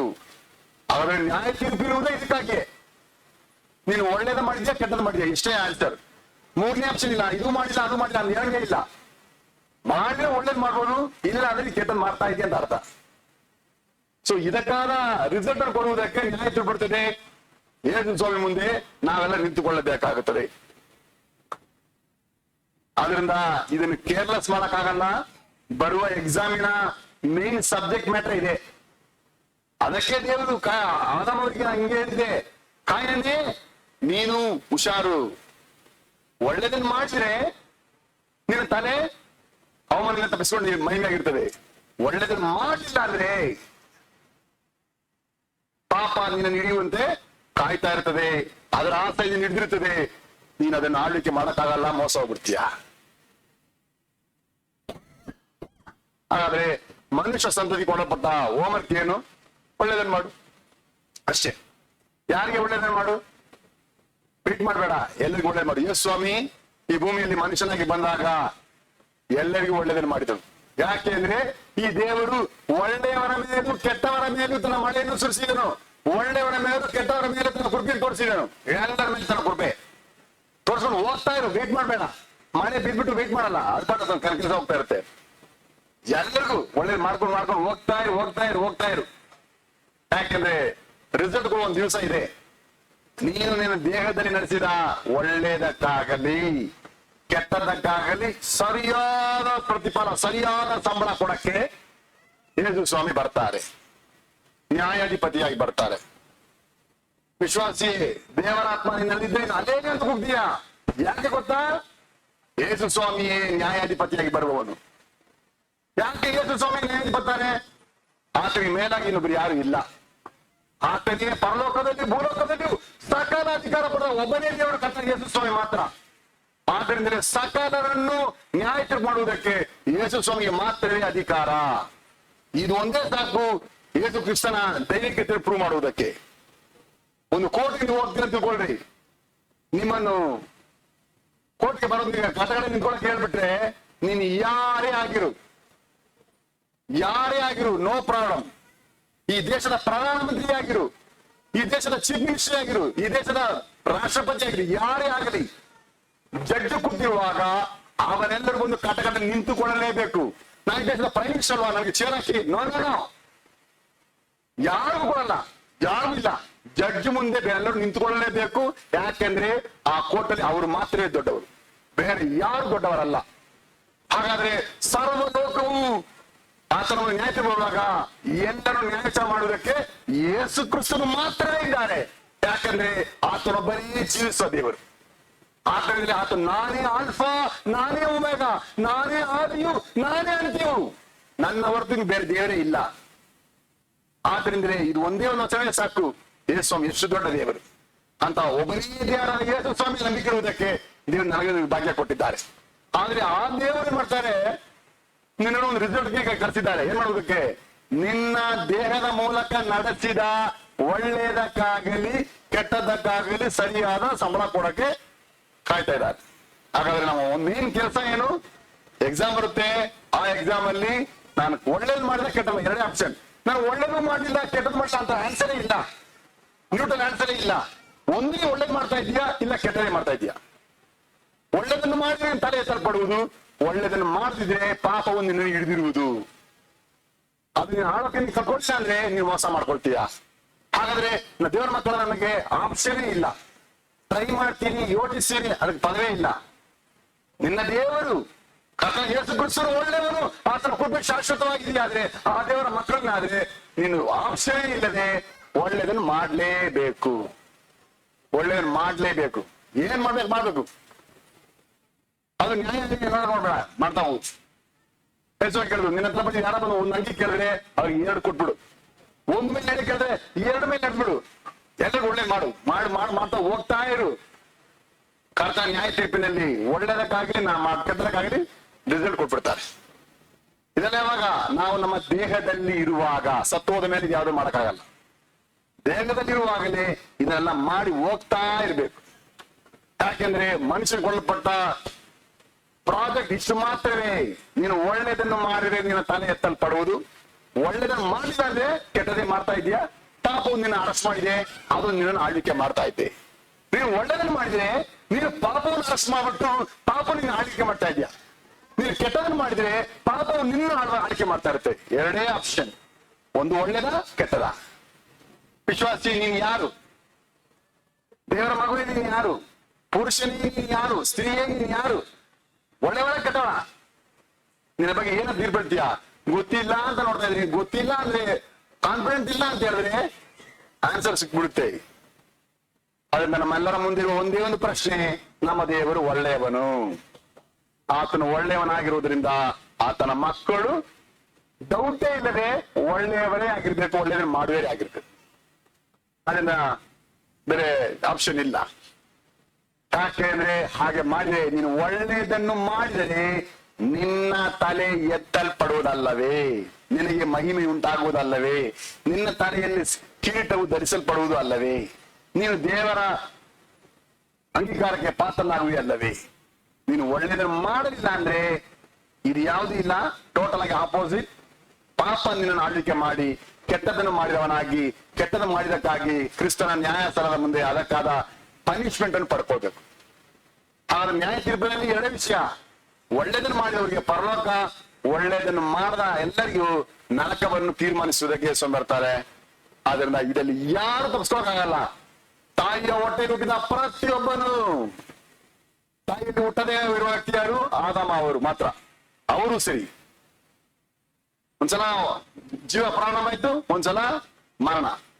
ಆ ನಂತರ ನಾವೆಲ್ಲರೂ ಕೂಡ ಕ್ರಿಸ್ತನ ನ್ಯಾಯಾಸನವನ್ನು ಎದುರುಗೊಳ್ಳುವುದಕ್ಕೆ ಬರಲೇಬೇಕು. ಇದರಲ್ಲಿ ಯಾರಿಗೂ ಚಾನ್ಸ್ ಇಲ್ಲ, ತಪ್ಪಿಸೋಕೆ ದಾರಿ ಇಲ್ಲ. ಅಲ್ಲಿ ಕೆಲವು ಒಂದೇ ಪ್ರಶ್ನೆ, ನಿನ್ನ ದೇಹದಲ್ಲಿ ನೀನು ಮಾಡಿದ್ದು ಒಳ್ಳೇದಾ ಕೆಟ್ಟದ? ಅಷ್ಟೇ ಮಾತ್ರ. ಈ ಪ್ರಶ್ನೆಗೆ ಉತ್ತರ ಹೇಳುವುದಕ್ಕೆ ನಾವು ಸಿದ್ಧರಾಗ್ಬಿಟ್ರೆ ನೀನು ಭಾಗ್ಯವಂತ. ಹೇಳಕ್ಕೆ ಗೊತ್ತೇ ಇಲ್ಲ, ಹಂಗೆ ಮುಖಾನ ನೋಡ್ತಾ ಹಂಗೆ ಕುತ್ಕೊಂಡಿದ್ರೆ ಅದರ ಅರ್ಥ ಡಿಫಾಲ್ಟ್ ಆಗಿ ನೀನು ಕೇಳನ್ನೇ ಮಾಡ್ತಾ ಇದೀಯ ಅಂತ ದೇವರಿಗೆ ಪ್ರೂವ್ ಮಾಡ್ಬಿಡುತ್ತೆ. ಯಾಕಂದ್ರೆ ಪಾಪವು ನಿನ್ನ ಅರೆಸ್ಟ್ ಮಾಡಿದೆ, ಅದರ ಆಸೆಯಿಂದ ನಿನ್ನ ಹಿಡಿದಿರುವುದರಿಂದ ನೀನು ಅದನ್ನು ಆಳ್ವಿಕೆ ಮಾಡಕ್ಕಾಗದೆ, ಪಾಪವು ನಿನ್ನನ್ನು ಆಳ್ವಿಕೆ ಮಾಡುವುದರಿಂದ ಒಳ್ಳೆಯದನ್ನು ಮಾಡಕ್ಕಾಗದವನಾಗಿ ಮೋಸ ಮಾಡಿಕೊಂಡಿದ್ದೀ ಎಂಬುದೇ ಅಲ್ಲಿ ಗೊತ್ತಾಗ್ಬಿಡ್ತದೆ. ಆಗ ನಾವು ಏನ್ ಮಾಡ್ಬೇಕು? ದೇವರ ಮಕ್ಕಳ ನಮ್ಗೆ ಏನ್ ಮಾಡ್ಬೇಕು? ದೇವರ ಆರಾಮ ಅವ್ರಿಗೆ ಹೇಳಿದ್ರು, ಕಾಯನ್ ಹೇಳಿದ್ರು, ಸಲೋರ ನಮಗೇನ್ ಹೇಳ್ತಿದ್ದಾರೆ? ನಾವು ಏನ್ ಮಾಡಿದ್ರೆ ನಮ್ಮ ತಲೆ ಎತ್ತಲ್ಪಡುವುದಕ್ಕೆ ಭಾಗ್ಯ ಉಂಟು ಎಂಬುದನ್ನು ತಿಳ್ಕೊಂಡ್ರಿ. ದೇವರ ಮುಂದೆ ಒಳ್ಳೆದನ್ನು ಮಾಡುವುದಕ್ಕೆ ಬುದ್ಧಿವಂತನಾದ್ರೆ ದೇವರು ನಿಜವಾಗಿ ನಿನ್ನ ತಲೆಯನ್ನು ಮಹಿಮೆ ಪಡಿಸುತ್ತಾರೆ. ನ್ಯಾಯ ತೀರ್ಪಿನಲ್ಲಿ ನೀನು ಅವಮಾನದಿಂದ ನಿಂತ್ಕೊಳ್ಳದೆ ಸಂತೋಷದಿಂದ ಪರಲೋಕ ರಾಜ್ಯಕ್ಕೆ ಹೋಗುವುದಕ್ಕೆ ಭಾಗ್ಯ ಮಾಡ್ಕೊಳ್ತೀವಿ. ಹಾಗಾಗಿ ಈ ಸಂದೇಶವನ್ನು ಒಂದು ಉಪಶೀರ್ಷಿಕೆಯಿಂದ ಕಲಿಯೋಣ. ಸಂದೇಶದ ಉಪಶೀರ್ಷಿಕೆ, ನಮ್ಮ ದೇವರಾದ ಕರ್ತನ ದೃಷ್ಟಿಗೆ ಒಳ್ಳೆಯದು ಯುಕ್ತವೂ ಆಗಿರುವುದನ್ನು ನಾವು ಮಾಡಿದರೆ ನಮಗುಂಟಾಗುವ 7 ಪ್ರತಿಫಲಗಳು. ನಮ್ಮ ದೇವರಾದ ಕರ್ತನ ದೃಷ್ಟಿಗೆ ಒಳ್ಳೆಯದು ಯುಕ್ತವೂ ಆಗಿರುವುದನ್ನು ನಾವು ಮಾಡಿದರೆ ನಮಗುಂಟಾಗುವ 7 பிரதிபலಗಳು. நம்முடைய தேவனாகிய கர்த்தரின் பார்வைக்கு நன்மையும் செம்மையுமானதை நாம் செய்து வந்தால் நமக்குண்டாகும் 7 பிரதிபலன்கள். ನಮಗೆ ಕೊಡುವ ಸಂಬಳ ಏನು? 7 ಸಂಬಳ ಇದೆ. ನೀನು ಕರ್ತನ ದೃಷ್ಟಿಗೆ ಒಳ್ಳೇದನ್ನ ಮಾಡ್ಬಿಟ್ರೆ ಅವರ ಮನಸ್ಸಿಗೆ ಕೊಡ್ತಾರೆ ನಾನು ಒಳ್ಳೇದ್ ಮಾಡ್ದಂತ. ಆದ್ರೆ ದೇವರ ದೃಷ್ಟಿಗೆ ಏನು? ದೇವರ ದೃಷ್ಟಿಯಲ್ಲಿ ಸರಿಯಾ ಅಂತ ಚೆಕ್ ಮಾಡು. ಒಂದು ವಿಶ್ವಾಸಿಯಾಗಿ ಅದು ಮಾಡ್ಬೋದಾ? ಒಂದು ದೇವರ ಮಗ ಇದನ್ನ ಮಾಡ್ಬೋದಾ? ಸತ್ಯವೇದ ಏನ್ ಹೇಳ್ತದೆ ಇದನ್ನ ತಿಳ್ಕೊಂಡು ದೇವರ ದೃಷ್ಟಿಯಲ್ಲಿ ನೀನು ಒಳ್ಳೇದನ್ನು ಮಾಡಿಕೊಳ್ಳೆ ನಿನಗಾಗಿ ಸತ್ಯವೇದ 7 ಪ್ರತಿಫಲವನ್ನು ಆಲ್ರೆಡಿ ಇಟ್ಟಿದೆ ನೀನ್ ಕೊಡ್ಬೇಕಂತ. ಯಾಕಂದ್ರೆ ನಮ್ಮ ಮನುಷ್ಯನ ಜೀವನದ ಪ್ರೋಗ್ರಾಮ್ ಇದೆ, ಇದನ್ನ ಬಿಟ್ಟು ಬೇರೆ ಏನೂ ಇಲ್ಲ. ಯಾಕಂದ್ರೆ ನಮ್ಮ ದೇವರು ಒಳ್ಳೆಯವನು, ಆತನ ಮಕ್ಕಳು ಒಳ್ಳೆಯದನ್ನು ಮಾಡ್ಬೇಕು. ಹಾಗಾಗಿ ನಾವು ಮಾಡ್ಬೇಕಾದ ಮೊದಲನೇ ಪ್ರತಿಫಲ ಎಲ್ಲಿದೆ? ಧರ್ಮೋಪದೇಶ ಕಾಂಡ 12ನೇ ಅಧ್ಯಾಯ 28ನೇ ವಚನ. உபாகமம் 12ஆம் அதிகாரம் 28ஆம் வசனம். Deuteronomy 12th chapter 28th verse, page number 216. நீ உன் தேவனாகிய கர்த்தரின் பார்வைக்கு நன்மையும் செம்மையுமானதை செய்வதனால், கர்த்தரின் பார்வைக்கு நன்மையும் செம்மையானதை செய்வாயானால், நீயும் உனக்கு பின்வரும் உன் பிள்ளைகளும் என்றென்றைக்கும் நன்றாய் இருக்கும்படிக்கு நான் உனக்கு கற்பிக்கிறேன் இந்த எல்லா வார்த்தைகளையும் நீ கவனித்து கேள். நான் கற்பிக்கிற எல்லா வார்த்தையும் கவனித்து ಕೇಳ್. ನಾನು ಬೋಧಿಸುವ ಈ ಎಲ್ಲಾ ಆಜ್ಞೆಗಳಿಗೆ ನೀವು ಚೆನ್ನಾಗಿ ಕಿವಿಗೊಟ್ಟು ಅವುಗಳನ್ನು ಅನುಸರಿಸಿ ನಿಮ್ಮ ದೇವರಾದ ಕರ್ತನಿಗೆ ಒಳ್ಳೆಯದು ಯುಕ್ತವೂ ಆಗಿರುವುದನ್ನು ಮಾಡಿದರೆ ನಿಮಗೂ ನಿಮ್ಮ ಸಂತತಿಯವರಿಗೂ ಸದಾಕಾಲ ಶುಭ ಉಂಟಾಗುವುದು. ಮೊದಲನೇ ಪ್ರತಿಫಲವನ್ನು ದೇವರು ಬರೆಸಿದ್ದಾರೆ. ವಿಶ್ವಾಸಿಯೇ, ನಾವೆಲ್ಲ ಇಲ್ಲಿ ಬಾಳಕ್ ಬಂದಿದ್ದೀವಿ, ಬದುಕಕ್ಕೆ ಬಂದಿದ್ದೀವಿ. ನಾವ್ ಯಾರಿಲ್ಲಿ ಸಾಯೋದಕ್ಕಾಗಿ ಬರ್ಲಿಲ್ಲ, ಇಲ್ಲಿ ಬಾಳ್ಬೇಕಂತ ಬಂದಿದ್ದೀವಿ. ಅವರು ಏನೋ ಸಾಧನೆ ಮಾಡ್ಬೇಕಂತ ಬಂದಿದ್ದೀವಿ. ಅದಕ್ಕಾಗಿ ಏನ್ ಮಾಡ್ತೀವಿ? ಚಿಕ್ಕ ಮಕ್ಕಳಾಗಿ ನಾವು ಸ್ಕೂಲ್ಗೆ ಹೋಗ್ತೀವಿ. ಯಾಕೆ? ನಾನು ದೊಡ್ಡವನಾಗಿ ಕೆಲ್ಸಕ್ಕೆ ಹೋಗ್ಬೇಕು. ಯಾಕೆ ಕೆಲ್ಸಕ್ಕೆ ಹೋಗ್ಬೇಕು? ನಾನು ಹಣ ಸಂಪಾದಿಸ್ಬೇಕು. ಯಾಕೆ? ನಾನು ಮದುವೆ ಮಾಡಿಕೊಳ್ಬೇಕು. ನಾನೊಂದು ಕುಟುಂಬಸ್ಥನಾಗಬೇಕು. ನಾನು ಒಳ್ಳೆ ಕುಟುಂಬನ ಮಾಡಿ ನನ್ನ ಮಕ್ಕಳನ್ನು ಈ ಭೂಮಿಯಲ್ಲಿ ಸಾಕ್ಷಿಯಾಗಿ ಬೆಳೆಸ್ಬೇಕು. ನಾವು ಮಾಡೋದನ್ನ ಏನಕ್ಕಾಗಿ? ನಮ್ಮ ಹೊಟ್ಟೆಯಲ್ಲಿ ಹುಟ್ಟಿದ ಮಕ್ಕಳಿಗಾಗಿ ಮಾತ್ರ, ಬೇರೆ ಏನಿಲ್ಲ. ಆದ್ರೆ ನಿನ್ನ ಹೊಟ್ಟೆಯಲ್ಲಿ ಹುಟ್ಟುವ ನಿನ್ನ ಮಕ್ಕಳೇ ನಿನಗೆ ಕಣ್ಣೀರನ್ನು ರಕ್ತವನ್ನು ಭರಿಸುವ ಮಕ್ಕಳಾಗಿ ಬಂದ್ಬಿಟ್ರೆ ನೀನು ಪಟ್ಟದೆಲ್ಲಾ ವೇಸ್ಟ್. ನೀನು ಏನೆಲ್ಲಾ ಪ್ರಯಾಸ ಪಟ್ಟಿಯೋ ಟೋಟಲ್ ಆಗಿ ನಿನ್ನ ಲೈಫ್ ವೇಸ್ಟ್ ಆಗ್ಬಿಡುತ್ತೆ. ನಿನ್ನ ಲೈಫ್ ಫುಲ್ಫಿಲ್ ಆಗ್ಬೇಕಾದ್ರೆ ನಿನ್ನ ಹೊಟ್ಟೆಯಲ್ಲಿ ಹುಟ್ಟುವ ಮಕ್ಕಳಿಗೆ ನೀನು ಸಂತೋಷ ಪಡಬೇಕು. ಆ ಸಂತೋಷ ಪಡಬೇಕಾದ್ರೆ ಮೊದಲನೇ ಪ್ರತಿಫಲಕ್ಕೆ ನೀನು ಬಾಧ್ಯನಾಗಿರಬೇಕು. ಅದಕ್ಕೆ ಏನ್ ಮಾಡ್ಬೇಕು? ನಿನ್ನ ದೇವರಾದ ಕರ್ತನಿಗೆ ಒಳ್ಳೆಯದು ಯುಕ್ತವೂ ಆಗಿರುವುದನ್ನು ನೀನು ಮಾಡಿದರೆ ನಿಮಗೂ ನಿಮ್ಮ ಸಂತತಿಯವರಿಗೂ ಸದಾಕಾಲ ಶುಭ ಉಂಟಾಗುವುದು. ಮೇನ್ ಪ್ರೋಗ್ರಾಮ್ ಇಲ್ಲಿದೆ. ದೇವರ ದೃಷ್ಟಿಗೆ ಯಾವುದು ಒಳ್ಳೆಯದೋ ಯಾವುದು ಯುಕ್ತವೋ ಅದನ್ನು ಮಾಡುವುದಕ್ಕೆ ಮಾತ್ರ ತೀರ್ಮಾನಿಸೋ ವಿಶ್ವಾಸಿಯಾಗಿ, ತೀರ್ಮಾನಿಸೋ ಮನುಷ್ಯನಾಗಿ ಇಲ್ಲಿ ನಿಂತುಕೊಂಡ್ರೆ ನೀನು ಯಾವುದಕ್ಕಾಗಿ ಇಷ್ಟೆಲ್ಲ ಪ್ರಯಾಸ ಪಡ್ತೀಯಲ್ಲ, ನೀನು ಮತ್ತು ನಿನ್ನ ಸಂತತಿಗೆ ಎಲ್ಲಾ ಕಾಲದಲ್ಲೂ ಒಳ್ಳೇದಾಗುತ್ತದೆ, ಶುಭ ಉಂಟಾಗುತ್ತದೆ. ಅವ್ರಗಳು ನನ್ರಾಗಿರುಪಾರ್ಗಳು, ಬೇರೆ ಏನಿಲ್ಲ. ಈ ಭೂಮಿ ಅವ್ರನ್ನ ಚೆನ್ನಾಗಿ ಬಿಡಲ್ಲ, ಸೈತಾನ ಇವ್ರನ್ನ ಬಿಡಲ್ಲ. ಎಲ್ಲಾ ದುರ್ಬುದ್ಧಿಯಿಂದ, ದುರಭ್ಯಾಸಗಳಿಂದ, ಎಲ್ಲಾ ದುಷ್ಟ ಸಹವಾಸಗಳಿಂದ, ದುಷ್ಟ ಆಹಾರಗಳಿಂದ, ಎಲ್ಲದಿಂದ ಅವರ ಆತ್ಮವನ್ನು ನಾಶ ಮಾಡುವುದಕ್ಕೆ ಸೈತಾನ ಪ್ರಾಣ ಆಗಿದ್ದಾನೆ. ಯಾರು ತೋರಿಸೋ? ನೀವು ಒಳ್ಳೆ ನೀರನ್ನು ಕುಡಿಯಕ್ಕಾಗಲ್ಲ, ಎಲ್ಲಿಯೂ ಒಳ್ಳೆ ಊಟ ತಿನ್ನಕ್ಕಾಗೋದಿಲ್ಲ, ಒಳ್ಳೆದನ್ನ ನೀವು ಅನುಭವಿಸಕ್ಕಾಗಲ್ಲ, ಒಳ್ಳೆಯ ಒಂದು ಸನ್ನಿವೇಶ ಇಲ್ಲ. ಎಲ್ಲಿ ನೋಡಿ ಕೇಳು ಮಾತ್ರವೇ. ಆದ್ರೆ ನಿನ್ನ ಮಕ್ಕಳು ಸುರಕ್ಷಿತವಾಗಿರೋದಕ್ಕೆ ಎಲ್ಲಿ ದಾರಿಯೇ ಇಲ್ಲ. ಒಂದೇ ಒಂದು ದಾರಿ ಇದೆ. ನಿನ್ನ ದೇವರಾದ ಕರ್ತನ ದೃಷ್ಟಿಗೆ ಒಳ್ಳೆಯದು ಯುಕ್ತವೂ ಆಗಿರುವುದನ್ನು ಮಾಡುವುದೇ ನಿನಗೂ ನಿನ್ನ ಸಂತತಿಗೆ ದೇವರಿಗೆ ಭಾಗ್ಯವನ್ನು ಇಟ್ಟಿದ್ದಾರೆ. ವಿಶ್ವಾಸಿಯೇ, ಯೋಚನೆ ಮಾಡು. ನೀನು ಮಾಡುತ್ತಿರುವುದು ಒಳ್ಳೇದಂತ ಅನಿಸ್ತಾ ಇದೆಯಾ? ನೀನು ಒಳ್ಳೆ ವಿಶ್ವಾಸಿಗೆ ನೋಡ್ಕೊಳ್ತಾ ಇದೀಯಾ? ನಿನ್ನನ್ನು ಒಳ್ಳೆ ಕುಟುಂಬ ಅಂತ ಕರ್ಸಕ್ಕಾಗತ್ತಾ? ನಿನ್ನನ್ನು ಒಳ್ಳೆ ತಂದೆ ಹೇಳಕ್ಕಾಗತ್ತೆ? ನಿನ್ನನ್ನು ಒಳ್ಳೆ ತಾಯಿ ಅಂತ ಕರ್ಸಕ್ಕಾಗತ್ತಾ? ನಿನ್ನ ಒಳ್ಳೆ ಗಂಡ ಅಂತ ಹೇಳಕ್ಕಾಗತ್ತಾ? ನಿನ್ನ ಒಳ್ಳೆ ಹೆಂಡತಿ ಹೇಳಕ್ಕಾಗತ್ತಾ? ಒಳ್ಳೆ ಮಕ್ಕಳು ಹೇಳಕ್ಕಾಗತ್ತಾ? ಯೋಚನೆ ಮಾಡು. ಇದನ್ನು ಮಾಡಿದರೆ ಮಾತ್ರ ನಿನ್ನ ಸಂತತಿಗೆ ಇಲ್ಲಿ ಬೆನಿಫಿಟ್.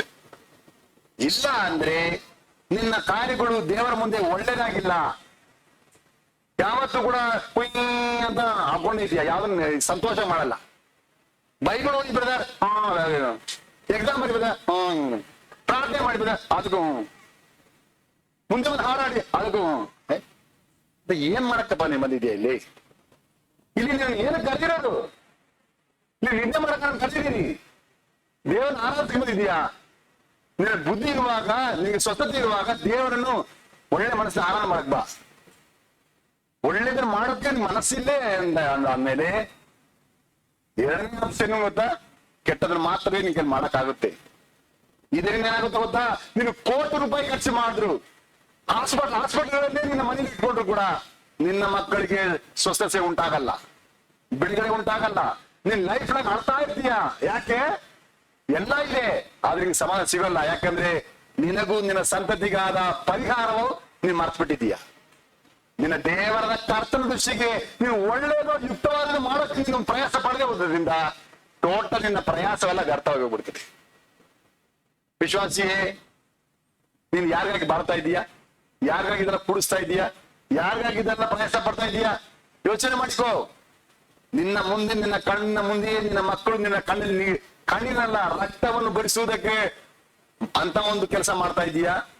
ಅಥವಾ ಅವರೆಲ್ಲ ಚೆನ್ನಾಗಿರುವಂತೆ, ಅವರೆಲ್ಲ ದೇವರ ಮಕ್ಕಳಾಗಿರುವಂತೆ, ದೇವರ ಅನುಗ್ರಹದಲ್ಲಿರುವಂತೆ, ಯೇಸು ಕ್ರಿಸ್ತನ ರಕ್ತದ ಕೋಟೆಯಲ್ಲಿ ಮರೆಯಾಗಿರುವುದಕ್ಕೆ, ನಿನ್ನ ಮಕ್ಕಳಿನ ಫ್ಯೂಚರ್ ಚೆನ್ನಾಗಿರ್ಬೇಕಾದ್ರೆ ಇವತ್ತು ನಿನ್ನ ದೇಹದಲ್ಲಿರುವಾಗ ನಿನ್ನ ದೇವರ ಕರ್ತನ ದೃಷ್ಟಿಗೆ ಮುಂದೆ ನೀನು ಒಳ್ಳೆಯದು ಯುಕ್ತವಾಗಿರುವುದು ಮಾಡಬೇಕು. ನಾನು ನನ್ನ ಮನೆಯವರೋ ಕರ್ತನನ್ನೇ ಸೇವಿಸು. ಒಳ್ಳೆ ತಂದೆ ಆದ ಯೋಶುವ ಹೇಳ್ದ. ನೀನು ಒಳ್ಳೆ ತಂದೆನ? ನೀವು ಒಳ್ಳೆ ಫ್ಯಾಮಿಲಿನ? ನೀವು ಒಳ್ಳೆ ಭಕ್ತನ? ಯೋಚನೆ ಮಾಡಿ. ನಾವು ಕಥೆಗಳು ಹೇಳ್ಕೊಂಡು ಹೋಗ್ತೀವಿ, ಆದ್ರೆ ತಪ್ಪಿಸಿಕೊಳ್ಳಕ್ಕಾಗಲ್ಲ. ನಿನ್ನ ಸಂತತಿ ನಿನಗೆ ಒಂದು ಫೇಲ್ಯೂರ್ ಆಗ್ಬಿಟ್ರೆ, ನಿನ್ನ ಪ್ರಾಜೆಕ್ಟ್ ನ ಎಂಡ್ ಫೇಲ್ಯೂರ್ ಆಗ್ಬಿಟ್ರೆ ನೀನ್ ಮಾಡಿಲ್ಲ ವೇಸ್ಟ್ ಅಲ್ವಾ? ಯಾವ ಪ್ರಯೋಜನ ಸಿಗಲ್ಲ. ನೀನು ಬದುಕಿದ್ದು, ಪ್ರಯಾಸ ಪಟ್ಟದ್ದು, ನೀನು ಓಡಾಡಿದ್ದು ಎಲ್ಲ ವ್ಯರ್ಥ ಆಗ್ಬಿಡುತ್ತೆ. ಯಾಕೆಂದ್ರೆ ನೀನು ಎಷ್ಟೋ ಮನುಷ್ಯರ ಮುಖವನ್ನು ನೋಡುತ್ತಾ ಅವರ ಮುಂದೆ ಒಳ್ಳೇದು, ಇವ್ರ ಮುಂದೆ ಒಳ್ಳೇದು ಮಾಡಕ್ ಪ್ರಯಾಸ ಪಟ್ಟ ಹೊರತು ನಿನ್ನ ದೇವರಾದ ಕರ್ತನ ದೃಷ್ಟಿಯ ಮುಂದೆ ಯಾವುದು ಒಳ್ಳೇದೋ ಯಾವುದು ಯುಕ್ತವೋ ಅದನ್ನು ಮಾಡಕ್ಕೆ ನೀನು ಪ್ರಯಾಸ ಪಡದೇ ಇರುವುದರಿಂದ, ಮೊದಲು ದೇವರ ರಾಜ್ಯಕ್ಕಾಗಿಯೂ ಆತ ನೀತಿಗಾಗಿ ತವಕ ಪಡದೇ ಇರುವುದರಿಂದ ನಿನ್ನ ನಿಮಿತ್ತವಾಗಿ ನಿನ್ನ ಸಂತತಿಗೆ ಇದು ದೊಡ್ಡ ಶಾಪ ಹೊಂದಿಡುತ್ತೆ. ಕಾಪಾಡಿಕೊಳ್ರಿ. ಎಷ್ಟು ವರ್ಷಗಳಾಯ್ತು ಸಭೆಗೆ ಬಂದು, ಇನ್ನೊಂದು ಪ್ರಾರ್ಥನೆ ಮಾಡಕ್ಕೆ ಮನಸ್ಸಿಲ್ಲ, ಗೊತ್ತಿಲ್ಲ ಅಂತ ತಿಳ್ಕೊಳ್ಳಿ. ಒಂದು ಹಾಡಕ್ಕೆ ಬರಲ್ಲ, ಒಂದು ಚಪ್ಪಾಳೆ ಹೊಡಕ್ಕೆ ಇಷ್ಟ ಇಲ್ಲ, ದೇವರ ಮುಂದೆ ಒಂದು ಭಯಭಕ್ತಿ ತೋರ್ಸಕ್ಕಾಗಲ್ಲ, ಒಂದು ಮಾತ್ರ ಜೀವಿತ ಮಾಡಕ್ಕಾಗಲ್ಲ. ನೀವು ಒಳ್ಳೆ ವಿಶ್ವಾಸಿಗಳ ಲಿಸ್ಟಲ್ಲಿ ಇದ್ದೀರಾ? ಅದು ಇಲ್ಲ ಅಂದ್ರೆ ಎರಡನೇ ಆಪ್ಷನ್, ನೀವು ಕೆಟ್ಟ ವಿಶ್ವಾಸಿಗಳ ಲಿಸ್ಟಲ್ಲಿ ಮಾತ್ರವೇ ಇದ್ದೀರಾ. ಮೂರನೇ ಆಪ್ಷನ್ ಇಲ್ಲ ಎಂಬುದನ್ನು ಮರಿಬೇಡಿ. ನೀವು ಒಳ್ಳೆಯದನ್ನು ಮಾಡೋದಾಗಿದ್ರೆ ನಿನ್ನ ಸಂತತಿಗೆ ನೀನು ದೊಡ್ಡ ಒಂದು ಇನ್ವೆಸ್ಟ್ಮೆಂಟ್ ಕ್ರಿಯೇಟ್ ಮಾಡ್ತಾ ಇದೀಯಾ. ಒಳ್ಳೆದನ್ನು ಮಾಡಿಲ್ಲ ಅಂದ್ರೆ ಅವ್ರಿಗೆ ಅತಿ ದೊಡ್ಡ ಒಂದು ದ್ರೋಹವನ್ನು ನಿನ್ನ ಸಂತತಿಗೆ ನೀನೇ ಮಾಡ್ತಾ ಇದೀಯಾ. ಆದಾಮನ ಕೃತ್ಯದಿಂದ ಅವನ ಹೊಟ್ಟೆಯಲ್ಲಿ ಬಂದ ಎಲ್ಲರೂ ಕೂಡ ಈ ಒಂದು ಶಾಪವನ್ನು ಅನುಭವಿಸ್ಬಿಟ್ರು. ದೇವರ ದೃಷ್ಟಿ ಒಳ್ಳೆದನ್ನು ಆದಾಮನ ಮಾಡ್ಬಿಟ್ಟಿದ್ರೆ ಇವತ್ತು ಅವನ ಹೊಟ್ಟೆಯಿಂದ ಬಂದ ನಾವೆಲ್ಲರೂ ಕೂಡ ಇವತ್ತು ಈ ರೀತಿ ಅವಸ್ಥೆ ಪಡಬೇಕಾದ ಅವಸ್ಥೆ ಇರಲಿಲ್ಲ. ಆದ್ರಿಂದ ತಂದೆಗಳೇ, ದೊಡ್ಡವರೇ, ಯಜಮಾನರೇ, ಮಕ್ಕಳನ್ನು ಪಡೆದವರೇ, ಮಕ್ಕಳನ್ನು ಪಡೆಯಬೇಕಾದ ಆಸೆ ಪಡುವವರೇ, ಸಂತತಿಗಾಗಿ ಪ್ರಯಾಸ ಪಡುವವರೇ, ಅರ್ಥ ಮಾಡಿಕೊಳ್ಳಿ. ನೀವು ನಿಮ್ಮ ದೇವರ ಕರ್ತನ ದೃಷ್ಟಿಗೆ ಯಾವುದು ಒಳ್ಳೆಯದೋ ಯುಕ್ತವೋ ಅದನ್ನು ಮಾಡುವುದಕ್ಕೆ ಪ್ರಯಾಸ ಪಡೆದ ಪಕ್ಷದಲ್ಲಿ ನಿಮ್ಮ ಹೊಟ್ಟೆಯಲ್ಲಿ ಹುಟ್ಟುವ ಸಂತತಿಗೆ ನೀವೇ ವಿಲನಾಗಿದ್ದೀರಾ ಎಂಬುದೇ ಮರಿಬೇಡಿ.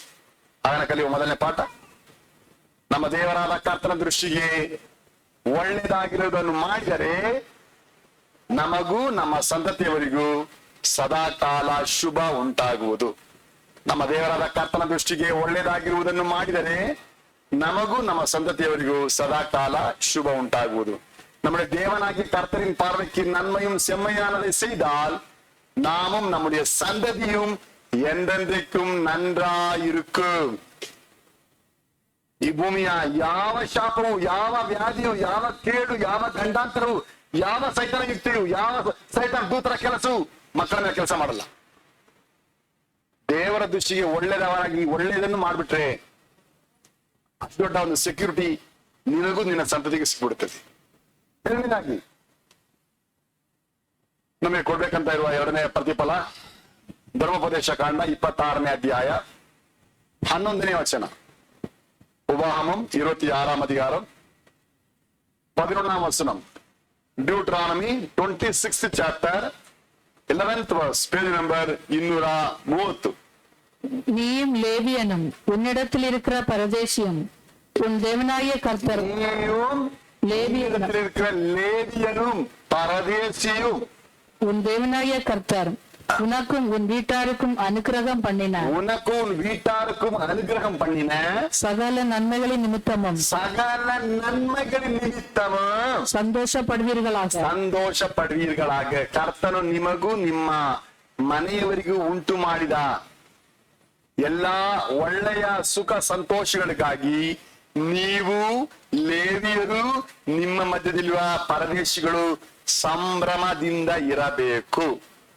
ಎರಡನೆಯ ಪ್ರತಿಫಲ, ದೇವರ ದೃಷ್ಟಿಗೆ ಈ ಒಳ್ಳೆಯದನ್ನು ಮಾಡುವುದಕ್ಕೆ ನಿಂತುಕೊಂಡ್ರೆ ಎರಡನೆಯ ಪ್ರತಿಫಲವನ್ನು ದೇವರು ಬರೆಸಿಕೊಟ್ಟಿದ್ದಾರೆ. ಸುಳ್ಳು ಹೇಳದ ದೇವರು ಇಲ್ಲಿ ನೀನು ಮತ್ತು ನಿನ್ನ ಲೇವಿಯನು ಹಳೆ ಒಡಂಬಡಿಕೆಯಲ್ಲಿ ಇಸ್ರಾಯೇಲರಿಗಾಗಿ ಅವರಿಗಾಗಿ ಪ್ರಾರ್ಥನೆ ಮಾಡುವುದಕ್ಕೆ, ಅವರಿಗಾಗಿ ಬಲಿಯನ್ನು ಅರ್ಪಿಸುವುದಕ್ಕೆ, ಅವರ ಪಾಪಗಳನ್ನು ಪರಿಹರಿಸಿ ದೇವರೊಂದಿಗೆ ಸಂಪರ್ಕ ಮಾಡುವುದಕ್ಕೆ ಏರ್ಪಡಿಸಲ್ಪಟ್ಟವರೇ ಲೇವಿಯರು. ಆಗ ದೇವಚನೆ ಮಾಡಿದ್ರು, ಒಬ್ಬೊಬ್ಬ ಲೇವಿಯನ್ನು ತನ್ನ ಮನೆಯಲ್ಲಿ ಸೇರಿಸಿಕೊಂಡು ತನಗಾಗಿ ಅವರು ಪ್ರಾರ್ಥನೆ ಮಾಡುವುದಕ್ಕೆ ಸೇರಿಸಿಕೊಳ್ಳೋದಕ್ಕೆ ಪ್ರಯಾಸ ಪಟ್ಟರು. ಅವರನ್ನು ತನ್ನ ಮನೆಯಲ್ಲಿ ಒಬ್ಬರನ್ನಾಗಿ ಇರಿಸಿದರು. ಅವರ ವರಮಾನದಲ್ಲಿ ಏನೆಲ್ಲ ಇದೆಯೋ ಮನೆಯಲ್ಲಿ ಯಾರಿಗೆಲ್ಲ ಖರ್ಚು ಮಾಡ್ತಾರೋ ಹಾಗೆ ಒಂದು ಭಾಗವನ್ನು ಲೇವಿಯರಿಗೆ ಅವರು ಖರ್ಚು ಮಾಡ್ತಾ ಇದ್ರು. ಯಾಕೆ ಅಂತ ಹೇಳಿದ್ರೆ ಇವನು ನಮಗಾಗಿ ದುಡಿಯುವವನು, ಇವನು ನಮ್ಮ ಏಳಿಗೆಯನ್ನು ಬಯಸುವನು, ನಮ್ಮನ್ನು ಶಾಪದಿಂದ ಬಿಡಿಸಿ ದೇವರ ಕೃಪೆಯನ್ನು ಪಡ್ಕೊಳ್ಬೇಕು, ನಮಗೆ ಬುದ್ಧಿ ಹೇಳಿಕೊಳ್ಳೋ ವ್ಯಕ್ತಿ. ಆದ್ರಿಂದ ನನಗೆ ಸಹಾಯವಾಗಿ, ನನಗೆ ಪ್ರೀತಿಯಾಗಿ, ನನಗೆ ಕಾರ್ಯ ಮಾಡ್ತೀವ ಈ ಲೇವಿಯರಿಗೆ ನಾನು ಒಳ್ಳೆಯದನ್ನು ಮಾಡಬೇಕು ಎಂಬ ಅರಿವುಳ್ಳವನಾಗಿ ಅವನು ಕಾರ್ಯ ಮಾಡ್ತಾನೆ. ಅದನ್ನು ದೇವರು ನೋಡ್ತಾರೆ.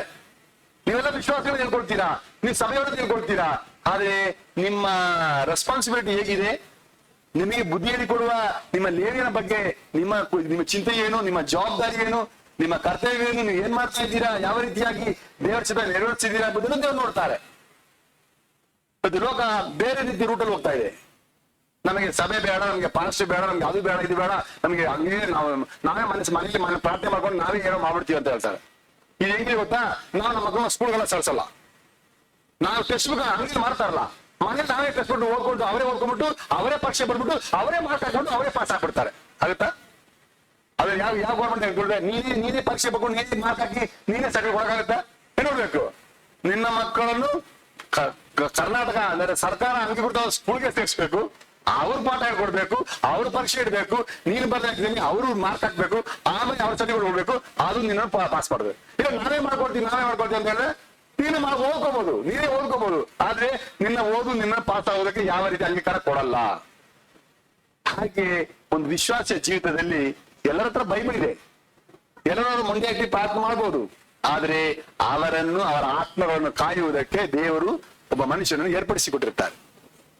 ಅವನು ನಿನ್ನ ಜೀವಿತದಲ್ಲಿ ಯಾವ ಭಾಗದಲ್ಲಿದ್ದಾನೆ, ನಿನ್ನ ಬದುಕಿನಲ್ಲಿ ಆತನು ಯಾವ ಸ್ಥಿತಿಯಲ್ಲಿದ್ದಾನೆ, ಆತನಿಗೆ ಕೊಡೋ ನಿನ್ನ ಪ್ರಾಮುಖ್ಯತೆ ಏನು, ಆತನಿಗೆ ಕೊಡೋ ಮರ್ಯಾದೆ ಏನು, ಆತನಿಗೆ ಕೊಡೋ ಸನ್ಮಾನವೇನು, ಆತನಿಗೆ ಕೊಡೋ ಘನತೆಗಳೇನು, ಆತನ ಕೊಡೋ ಪ್ರೀತಿ ಏನು, ಇದನ್ನು ದೇವರು ನೋಡ್ತಾರೆ. ಆದ್ರಿಂದ ನಾವು ಕೇಳ್ತೇವೆ, ನಿನಗೂ ನಿನ್ನ ಮನೆಯಲ್ಲಿರುವ ಲೇವಿಯನಿಗೂ ನೀನು ದೇವರ ದೃಷ್ಟಿಯಲ್ಲಿ ಒಳ್ಳೆಯದು ಯುಕ್ತವಾಗಿರುವುದನ್ನು ಮಾಡುವಾಗ ಏನ್ ಮಾಡ್ತಾ ಗೊತ್ತಾ, ನಿನಗೂ ನಿನ್ನ ಮನೆಯವರಿಗೂ ಒಳ್ಳೆಯ ಸುಖ ಸಂತೋಷದಿಂದ ಸಂಭ್ರಮದಿಂದ ಇರುವುದಕ್ಕೆ ನೀವು ಕಾರ್ಯ ಮಾಡ್ತಾರೆ. ನಿನ್ನ ಮನೆ ಯಾವಾಗಲೂ ಸೆಲೆಬ್ರೇಷನ್ ಮನೆಯಾಗಿರ್ತದೆ, ಕೊಂಡಾಟ ಮಾಡುವ ಮನೆಯಾಗಿರ್ತದೆ, ಅಳುವ ಮನೆಯಾಗಿ, ನೀವು ಗೋಳಾಡುವ ಮನೆಯಾಗಿ, ನೀನು ದುಃಖ ಪಡುವ ಮನೆಯವರಾಗಿರದೆ ಯಾವಾಗಲೂ ಸೆಲೆಬ್ರೇಷನ್, ಸಂಭ್ರಮದಿಂದ, ಸಡಗರದಿಂದ, ಆಚರಣೆಯಿಂದ ನಿನ್ನ ಮನವು ಯಾವಾಗಲೂ ಕೊಂಡಾಟ ಮಾಡುವುದಕ್ಕೆ ದೇವರು ಅನುಗ್ರಹ ಮಾಡ್ತಾನೆ. ಯಾರ ಮನೆಯಲ್ಲಿ ಅವನ ಮನೆಗಿರುವ ಲೇವಿಯನನ್ನು ಕುಡಿದು ದೇವರ ದೃಷ್ಟಿಯಲ್ಲಿ ಒಳ್ಳೆಯದನ್ನು ಯುಕ್ತವಾಗಿ ಮಾಡುವುದನ್ನು ನೋಡಿದರೆ, ವಿಶ್ವಾಸಿಯೇ, ನೀವು ನ್ಯಾಯಸ್ಥಾಪಕರ ಪುಸ್ತಕ ಓದಿ ನೋಡಿ. ಅಲ್ಲಿ ಯಾರ್ಯಾರು ಅವರ ಮನೆಗಳಲ್ಲಿ ಯಾರ್ಯಾರು ಲೇವಿಯನ್ನು ಆರಿಸಿಕೊಂಡ್ರು, ಏನೇನು ಮಾಡಿದ್ರು, ಹೇಗೆ ನೋಡ್ಕೊಂಡ್ರು, ಹೇಗೆ ವಿಚಾರಿಸಿದ್ರು, ದೇವರವ್ರನ್ನ ಹೇಗೆ ಕರುಣಿಸಿದ್ರು, ಎಲ್ಲ ನ್ಯಾಯಪಾಲ ಪುಸ್ತಕದಲ್ಲಿ ಬರುತ್ತದೆ. ದೇವರ ದೃಷ್ಟಿಯಲ್ಲಿ ನಿನ್ನ ಕಾರ್ಯವೇನು, ಏನ್ ಮಾಡ್ತಾ ಇದ್ದೀಯಾ? ಅವನಿಂದ ಎಲ್ಲ ಆತ್ಮಿಕ ಜ್ಞಾನಗಳನ್ನು ಪಡೆದುಕೊಳ್ಳೋ ನೀನು ನಿನ್ನ ಶಾರೀರಿಕ ಜ್ಞಾನಗಳನ್ನು ಹೇಗೆ ನೀನು ಶೇರ್ ಮಾಡ್ಕೊಳ್ತಾ ಇದೀಯಾ, ಹೇಗೆ ನೋಡ್ಕೊಳ್ತಾ ಇದೀಯಾ, ಹೇಗೆ ವರ್ತಿಸ್ತಾ ಇದೀಯಾ? ಇಲ್ಲ ಎಲ್ಲಾ ಕಾಲದಲ್ಲಿ ಹಿಂಗೆ ಓಸಿಯಲ್ಲೇ ಓಡಿಸ್ಬಿಡ್ತೀಯಾ. ಬಸ್ಸಲ್ಲಿ ಹೋಗುವಾಗ 100 ಕಟ್ತಾರೆ, ಕಾಸ ಪಾಸ ಓಸ ಅಂತ ಹೇಳ್ತಾರೆ. ಅಂದ್ರೆ ಅವ್ನು ಟಿಕೆಟ್ ತಗೊಳ್ಳಲ್ಲ, ಓಸಿಯಲ್ಲಿ ಓಡಾಡ್ತಾನೆ. ಕೆಲವು ವಿಶ್ವಾಸ ಓಸಿಯಲ್ಲೇ ಇರ್ತಾರೆ, ಸಭೆಯಲ್ಲಿ ಎಲ್ಲಾ ಕಾಲ ಓಸಿಯಲ್ಲೇ ಓಡಾಡ್ತಾ ಇರ್ತಾರೆ. ಎಲ್ಲಾ ಕಾಲದಲ್ಲಿ ನಿನ್ನ ಕಾರ್ಯಗಳೇನು? ನೀನ್ ನಿಲ್ಸ್ಕೊಂಡಿದ್ಯಾ ದೇವರನ್ನು ಏಮಾರಿಸ್ತಾ ಇದೆಯಾ ಅಂತ? ಆದ್ರೆ ನೀನು ಮೋಸ ಮಾಡ್ಕೊಂಡೆ. ಅವತ್ತು ಯಾಕೋಬನು ಕೂಡ ಹಂಗೆ ಏಮಾರಿಸ್ಕೊಂಡ. ಎಷ್ಟು ವರ್ಷ? 20 ವರ್ಷ ಏಮಾರಿಸಿದ. ದೇವರದನ್ನೆಲ್ಲ ಲೆಕ್ಕಾಚಾರ ಮಾಡಿ ಚಕ್ಕರ ಬಡ್ಡಿ ಹಾಕಿ ಅವನಿಂದ ಅದನ್ನು ಸರಿಪಡಿಸಿದ್ರು. ಅದೆಲ್ಲ ಆದ್ಮೇಲೆ ದೇವರು ಅವನಿಗೆ ಆಶೀರ್ವಾದ ಕೊಟ್ಟರು, ಇಲ್ಲಾಂದ್ರೆ ಇಲ್ಲ. ಯಾಕಂದ್ರೆ ಅವನ ಜೀವಿತದಲ್ಲಿ ಲೇವಿಯನಿಗೆ ಅವನ ಪಾಲನ್ನು ಅವನು ಏಮಾರಿಸ್ತಾ ಬಂದಿದ್ದ. ವಿಶ್ವಾಸಿಯೇ, ಪ್ರತಿಫಲದ ಎರಡನೇ ಪ್ರತಿಫಲ ಅಲ್ಲಿ ನಿಂತುಕೊಂಡಿದೆ. ದೇವಜನರು ಬುದ್ಧಿವಂತರಾಗಿ ನಿನ್ನ ಪ್ರತಿಫಲವನ್ನು ಪಡ್ಕೊಂಡು ನೀನು ಸುಖವಾಗಿ ನಿನ್ನ ಮನೆ ಯಾವಾಗಲೂ ಸುಖ ಸಂತೋಷಗಳಿಂದ ಸಂಭ್ರಮದಿಂದಿರುವುದಕ್ಕೆ ಎರಡನೆಯ ಕಾರ್ಯಗಳಲ್ಲಿ ದೇವರ ದೃಷ್ಟಿಗೆ ಒಳ್ಳೆಯದು ಯುಕ್ತವಾಗಿರುವುದನ್ನು ಮಾಡಿಬಿಡುವುದಕ್ಕೆ ನೀವು ಬುದ್ಧಿವಂತನಾಗಬೇಕು. ಹಾಗಾಗಿ ನಾವು ಕಲಿಬೇಕಾದ ಎರಡನೆಯ ಪಾಠ, ನಮ್ಮ ದೇವರಾದ ಕರ್ತನಿಗೆ ಒಳ್ಳೆಯದು ಯುಕ್ತವೂ ಆಗಿರುವುದನ್ನು ಮಾಡಿದರೆ ನಮಗೆ ಸುಖವು ಸಂತೋಷವು ಸಂಭ್ರಮ ಉಂಟಾಗುವುದು. ನಮ್ಮ ದೇವರಾದ ಕರ್ತನಿಗೆ ಒಳ್ಳೆಯದು ಯುಕ್ತವೂ ಆಗಿರುವುದನ್ನು ಮಾಡಿದರೆ ನಮಗೆ ಸುಖವು ಸಂತೋಷವು സംഭ്രമ ഉണ്ടാകുವುದು. നമ്മുടെ ദേവനാകിയ കർത്തരിൻ പാർവയ്ക്ക് നന്മയും സെമ്മയാനதை ചെയ്താൽ നമുക്ക് സുഖമും സന്തോഷവും ಕೊಂಡಾಟമുണ്ടാകും. ಇದಕ್ಕೆ ಹಬ್ಬ ಮಾಡ್ಬೇಕಾಗಿಲ್ಲ. ಅವ ಯಾವತ್ತು ರೆಡ್ಲಿಯನ್ನು ಪಡೆದು ಯಾವಾಗ ರಜೆ ಬಿಡುತ್ತೆ ಹಬ್ಬ ಮಾಡೋಣ ಹಂಗಲ್ಲ. ನಿನ್ನ ಬದುಕಿದಾಗಿದ್ರೆ ನಿನ್ನ ಮನೆ ಯಾವಾಗಲೂ ಕೊಂಡಾಟವಾಗಿರ್ತದೆ. ಯೋಬನ ಚರ್ಚೆ ನೋಡಿ, ಯೋಬನ ಮನೆಯಲ್ಲಿ 7 ದಿವಸವೂ ಕೊಂಡಾಟವೇ. ಒಂದೊಂದು ದಿನ ಒಂದೊಂದು ಮನೆಯಲ್ಲಿ ಕೊಂಡಾಟನೆ. ಯಾಕೆ? ಯೋಬನು ಈ ಒಂದು ಆಶೀರ್ವಾದಕ್ಕೆ ಪಾತ್ರನಾಗ್ಬಿಟ್ಟಿದ್ದಾನೆ.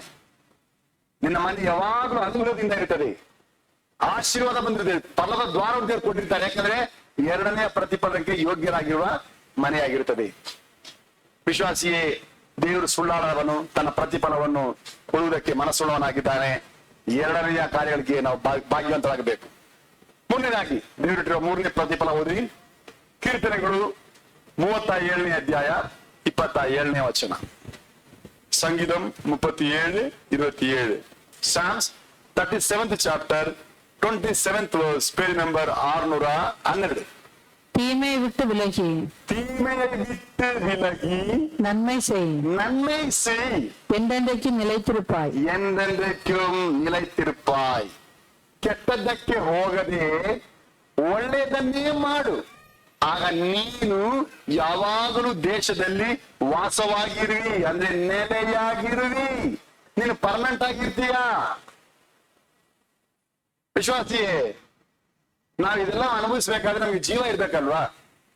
ಎಲ್ಲ ಇದ್ದು ಜೀವ ಇಲ್ಲ ಅಂದ್ರೆ ಎಲ್ಲ ಇದೆ, ಯಾವ ಕೊರತೆ ಇಲ್ಲ, ಆದ್ರೆ ಶರೀರದಲ್ಲಿ ಪ್ರಾಣ ಮಾತ್ರ ಇಲ್ಲ.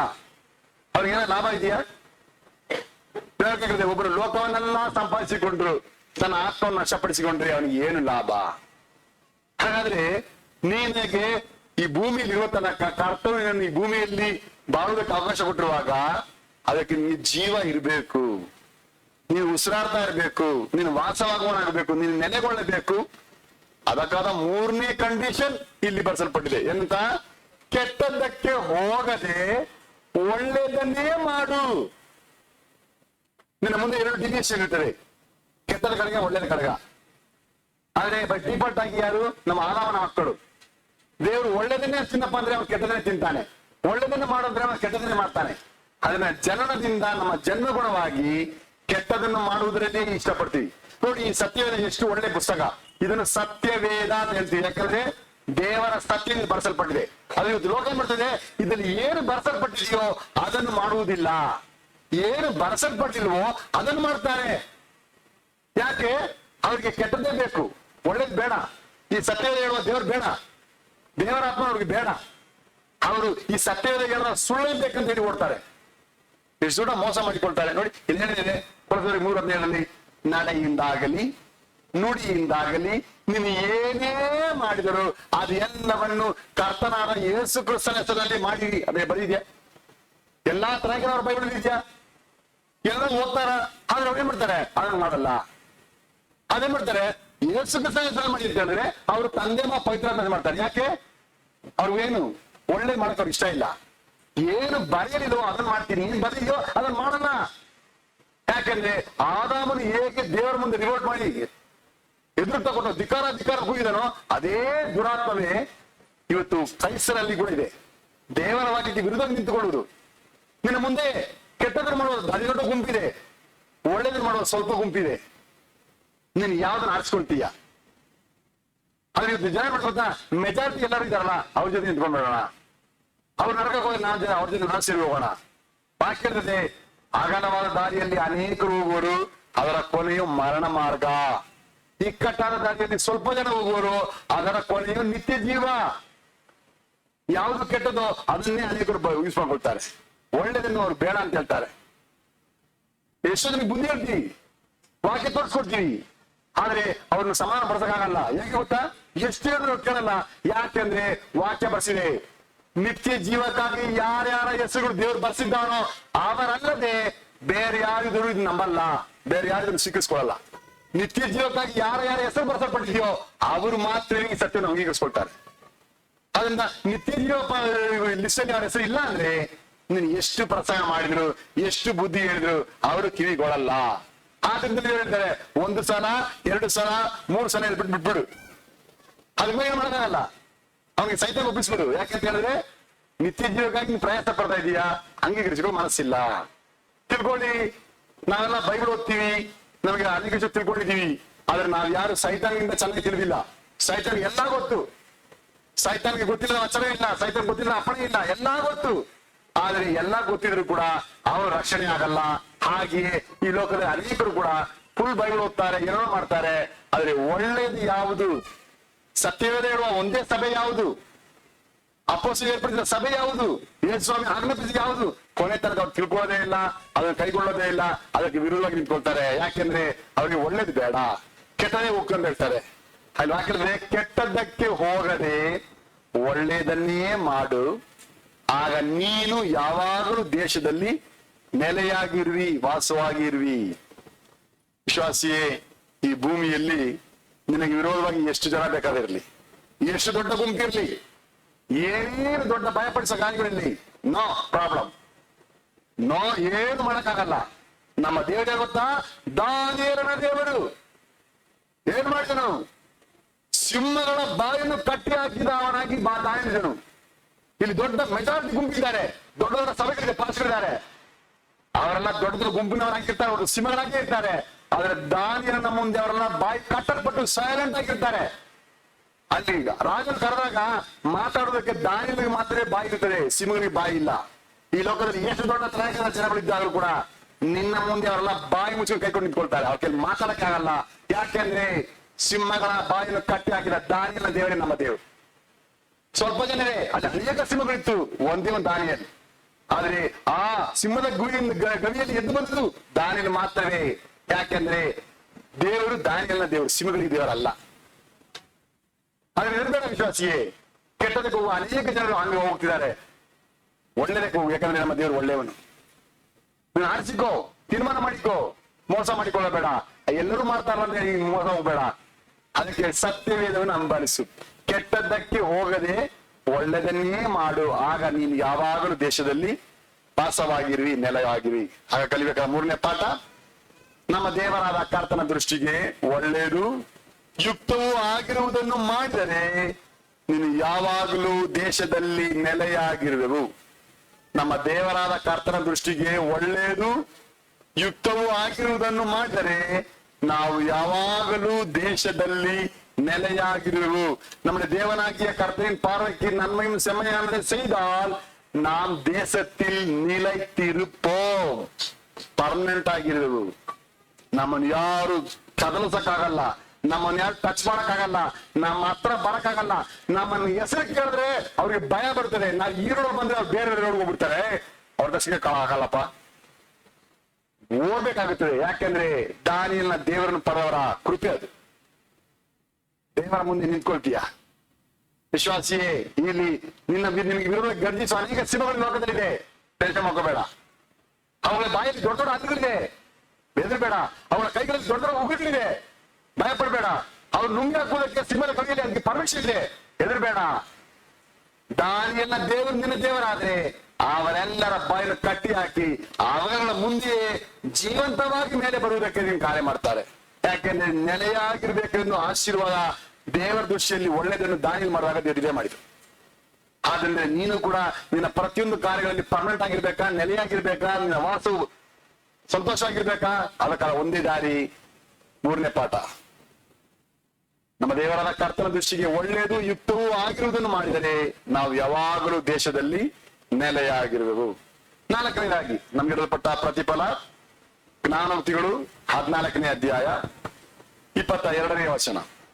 நீதிமொழிகள் 14ஆம் அதிகாரம் 22ஆம் வசனம். Proverbs 14th chapter 22nd verse. Page number 709. தீமையை யோசிக்கிறவர்கள் தீமையை யோசிக்கிறவர்கள் தவறுகிறார்கள் அல்லவோ, தவறுகிறார்கள் அல்லவோ, நன்மையை யோசிக்கிறவர்களுக்கோ நன்மை யோசிக்கிறவர்களுக்கோ கிருபையும் கிருபையும் ಸತ್ಯமும் ಉಂಟು. ಸತ್ಯமும் ಉಂಟು. ಉಂಡು. ಕುಯುಕ್ತಿ ಉಳ್ಳವರು ಅಂದ್ರೆ ಕೇಡನ್ನೇ ಬಗೆಯುವವರು ದಾರಿ ತಪ್ಪಿದವರೇ ಸರಿ. ಯುಕ್ತಿ ಉಳ್ಳವರು ಅಂದ್ರೆ ಒಳ್ಳೆಯದನ್ನೇ ಬಗೆಯುವವರಿಗೆ ಪ್ರೀತಿ ಕೃಪೆ ಸತ್ಯತೆಗಳಿಗೆ ಪಾತ್ರರು. ವಿಶ್ವಾಸಿಯೇ, ಈ ಭೂಮಿಯಲ್ಲಿ ನಾವು ಮನುಷ್ಯರಾಗಿ ಜೀವಿಸುವಾಗ ನಮ್ಮ ಮುಂದೆ ಅನೇಕ ಮನುಷ್ಯರು ಇರ್ತಾರೆ. ಅವರನ್ನು ನೋಡಿದಾಗ ನಿನ್ನ ಮನಸ್ಸಲ್ಲಿ ಆಗುವುದೇನು? ನಿನಗೆ ಏನಾಗುತ್ತೆ ಅವ್ರ ಮನಸ್ಸಲ್ಲಿ? ಒಬ್ಬ ನೋಡಿದಾಗ ನಿನಗೆ ಅವ್ರ ಬಗ್ಗೆ ಒಳ್ಳೇದನ್ನ ನೆನ್ಸಕ್ಕಾಗುತ್ತಾ, ಕೇಡು ನೆನ್ಸಕ್ಕಾಗುತ್ತಾ? ನೀನು ಒಬ್ಬ ನೋಡ ಸಂತೋಷ ಪಡಕ್ಕಾಗುತ್ತಾ, ಕೋಪ ಮಾಡ್ಕೊಳ್ತೀಯ, ಹಿಂಗ್ ಮಾಡ್ತೀಯ? ಇದು ಹಾಕಿರ್ತದೆ, ಕುಯುಕ್ತಿ ಉಳ್ಳವರು ಕೇಡನ್ನೇ ಬಗೆಯುವವರಿಗೆ ಅವರು ದಾರಿ ತಪ್ಪಿದವರಾಗಿದ್ದಾರೆ. ಅವ್ರು ಯಾವತ್ತೂ ಕೂಡ ಒಬ್ಬ ನೋಡಿದಾಗ ಅವ್ರಿಗೆ ಒಳ್ಳೆ ಮನಸ್ಸು ಬರಲ್ಲ, ಕೇಡನ್ನೇ ಚಿಂತಿಸುತ್ತಾರೆ, ಅವರ ನಾಶನವನ್ನೇ ಬಯಸುತ್ತಾರೆ, ಅವರು ಹಾಳಾಗುವುದರಲ್ಲೇ ಪ್ರೀತಿಯಾಗಿರ್ತಾರೆ, ಅವರ ನಾಶನವನ್ನದಲ್ಲಿ ಸಂತೋಷ ಪಡುತ್ತಾರೆ. ಯಾಕಂದ್ರೆ ಅವರಿಗೆ ದೇವರ ಮಕ್ಕಳಲ್ಲ, ಅವ್ರಿಗೆ ಒಳ್ಳೇದಾಗಬೇಕಂತ ಬಯಸೋದಿಲ್ಲ, ಅವರು ಕೇಡನ್ನೇ ಬಯಸುವವರು, ಕುಯುಕ್ತಿ ಉಳ್ಳವರು, ಇನ್ನೊಬ್ಬರ ನಾಶನವನ್ನೇ ಬಯಸುತ್ತಾರೆ. ಒಬ್ಬರಿಗೆ ಒಳ್ಳೇದಾಗ್ಬಿಟ್ರೆ ಅವ್ರಿಗೆ ಸಹಿಸಕ್ಕಾಗಲ್ಲ, ಒಬ್ಬನಿಗೆ ಪ್ರಮೋಷನ್ ಸಿಗ್ಬಿಟ್ರೆ ಅವ್ರಿಗೆ ತಡ್ಕೊಳಕ್ಕಾಗಲ್ಲ, ಅವನ ಸಂಬಳ ಜಾಸ್ತಿ ಆಗ್ಬಿಟ್ರೆ ಅಯ್ಯೋ ಅವ್ನಿಗೆ ವಿದ್ಯೆ ಬರಲ್ಲ, ಅವ್ನು ಕಾರ್ ತಗೊಂಡ್ಬಿಟ್ರೆ ಇವನಿಗೆ ಓದಾಡ್ಬಿಡ್ತಾನೆ, ಏನಾಗುತ್ತೆ. ಯಾಕಂತ ಹೇಳಿದ್ರೆ ಅದೇ ಸಮಸ್ಯೆ. ಕುಯುಕ್ತಿ ಉಳ್ಳವರಿಗೆ ಅಂದ್ರೆ ಕೇಡನ್ನೇ ಬಯಸುವವರು ದಾರಿ ತಪ್ಪಿದವರೇ ಸರಿ. ಆದರೆ ಯುಕ್ತಿ ಉಳ್ಳವರು ಅಂದ್ರೆ ಒಳ್ಳೆಯದನ್ನೇ ಬಯಸುವವರು, ಒಬ್ಬರಿಗೆ ಒಳ್ಳೇದಾಗಬೇಕು, ಅವ್ರು ಇನ್ನೂ ಚೆನ್ನಾಗಿರ್ಬೇಕು, ಅವ್ರು ಇನ್ನೂ ಉದ್ಧಾರ ಆಗಬೇಕು, ಅವ್ರ ಮೇಲೆ ಮೇಲೆ ಬರ್ಬೇಕು. ಅಬ್ರಹಾಮನ ದೇವರು, ಯೋಬನ ದೇವರು, ಈಸಾಕನ ದೇವರು ಸದ್ಯ ಓದ್ತೀವಲ್ಲ, ಈಗ ಯೇಸು ಸ್ವಾಮಿ ನಂಬುವವರೆಲ್ಲರೂ ಕೂಡ ಈ ರೀತಿ ಮೇಲೆ ಮೇಲೆ ಬರ್ಬೇಕೆಂದು ಒಬ್ಬನ ಆಸೆ ಪಟ್ಟರೆ ಅವನು ಒಳ್ಳೇದನ್ನು ಬಯಸುತ್ತಿದ್ದಾನೆ. ಒಳ್ಳೇದನ್ನು ಬಯಸುವವರಿಗೆ ದೇವರು ಕೊಡ್ತಾರೆ, ಅವನ ಮೇಲೆ ಪ್ರೀತಿ ಕೃಪೆ ಸತ್ಯತೆಗಳಿಗೆ ಅವರು ಪಾತ್ರರಾಗುತ್ತಾರೆ. ವಿಶ್ವಾಸಿಯೇ, ನಿನ್ನ ಕಣ್ಣು ಎಲ್ಲರೂ ನೋಡ್ತಾ ಇದೆಯಲ್ಲ, ಬೇರೆಯವ್ರನ್ನ ನೋಡಿದಾಗ ನಿನಗೆ ಸಂತೋಷ ಆಗುತ್ತಾ, ದುಃಖ ಆಗುತ್ತಾ? ಬೇರೆಯವ್ರು ಚೆನ್ನಾಗಿರೋ ನೋಡುವಾಗ ನೀನು ಹೊಟ್ಟೆ ಉರಿ ಪಡ್ತೀಯಾ ಅಥವಾ ದೇವರಿಗೆ ಸ್ತೋತ್ರ ಮಾಡ್ತೀಯಾ? ನೀನು ಸ್ತೋತ್ರ ಮಾಡುವುದಕ್ಕೆ, ಸಂತೋಷ ಪಡುವುದಕ್ಕಾದ್ರೆ ನೀನು ಯುಕ್ತಿ ಉಳ್ಳವನು ಅಂತ ದೇವರು ಹಾಕಿದ್ರು, ಅಂದ್ರೆ ಒಳ್ಳೆಯದನ್ನು ಬಯಸುವವನು. ನೀನು ಕೇಡನಂದ್ರೆ ಕುಯುಕ್ತಿ ಉಳ್ಳವನು ಅಂತ ಹೇಳಿದ್ರೆ ಬೇರೆಯವರ ಏಳಿಗೆ ನೋಡಿ ನೀನು ಕೋಪಗೊಳ್ಳುವವನು, ಉರಿಗೊಳ್ಳುವವನು ಅಂತವನಾದ್ರೆ ನೀನು ಕೇಳನ್ನು ಬಯಸುವನಾಗಿದ್ಯಾ? ಅದರ ಅರ್ಥ ನೀನು ದಾರಿ ತಪ್ಪಿದ್ಯಾ, ಪರಲೋಕ ರಾಜ್ಯಕ್ಕೆ ಹೋಗದೆ ನರಕಕ್ಕೆ ಹೋಗುವುದಕ್ಕೆ ನೀನು ಮೋಸ ಮಾಡಿಕೊಂಡಿದ್ದೀಯಾ. ಒಳ್ಳೆದನ್ನು ಬಯಸು, ಪ್ರಯಾಸ ಪಡು.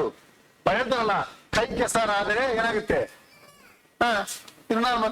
ಯಾರ್ಯಾರು ಬಾಯಿ ಮೋಸ ಅವರ ಕೈ ಕೆಲಸ ಮಾಡ್ಕೊಳ್ಳಿ, ಕಷ್ಟಪಡ್ರಿ. ನೀವು ಉದ್ಧಾರ ಆಗ್ಬೇಕಾ? ಪ್ರಯಾಸ ಪಡು, ಅದಕ್ಕಾಗಿ ಹೋರಾಡು, ಅದಕ್ಕಾಗಿ ಕಷ್ಟಪಡು, ಗೋರು ಸುಡ್ಸು, ಉದ್ಧಾರ ಆಗು. ಇನ್ನೊಬ್ಬರು ಉದ್ಧಾರ ಆದ್ರೆ ನೀನೇ ಕಷ್ಟಪಡ್ತೀಯ, ನೀನು ಕಷ್ಟಪಡು, ನೀನು ಪ್ರಯಾಸ ಪಡು, ನೀನು ದುಡಿ, ನೀನು ಗೋರು ಸುಡ್ಸು, ನೀನು ಮೇಲೆ ಬಾ. ಅದೇ ದಾರಿ, ಅದೇ ಎಲ್ಲ ಮನುಷ್ಯ ಲಕ್ಷಣ.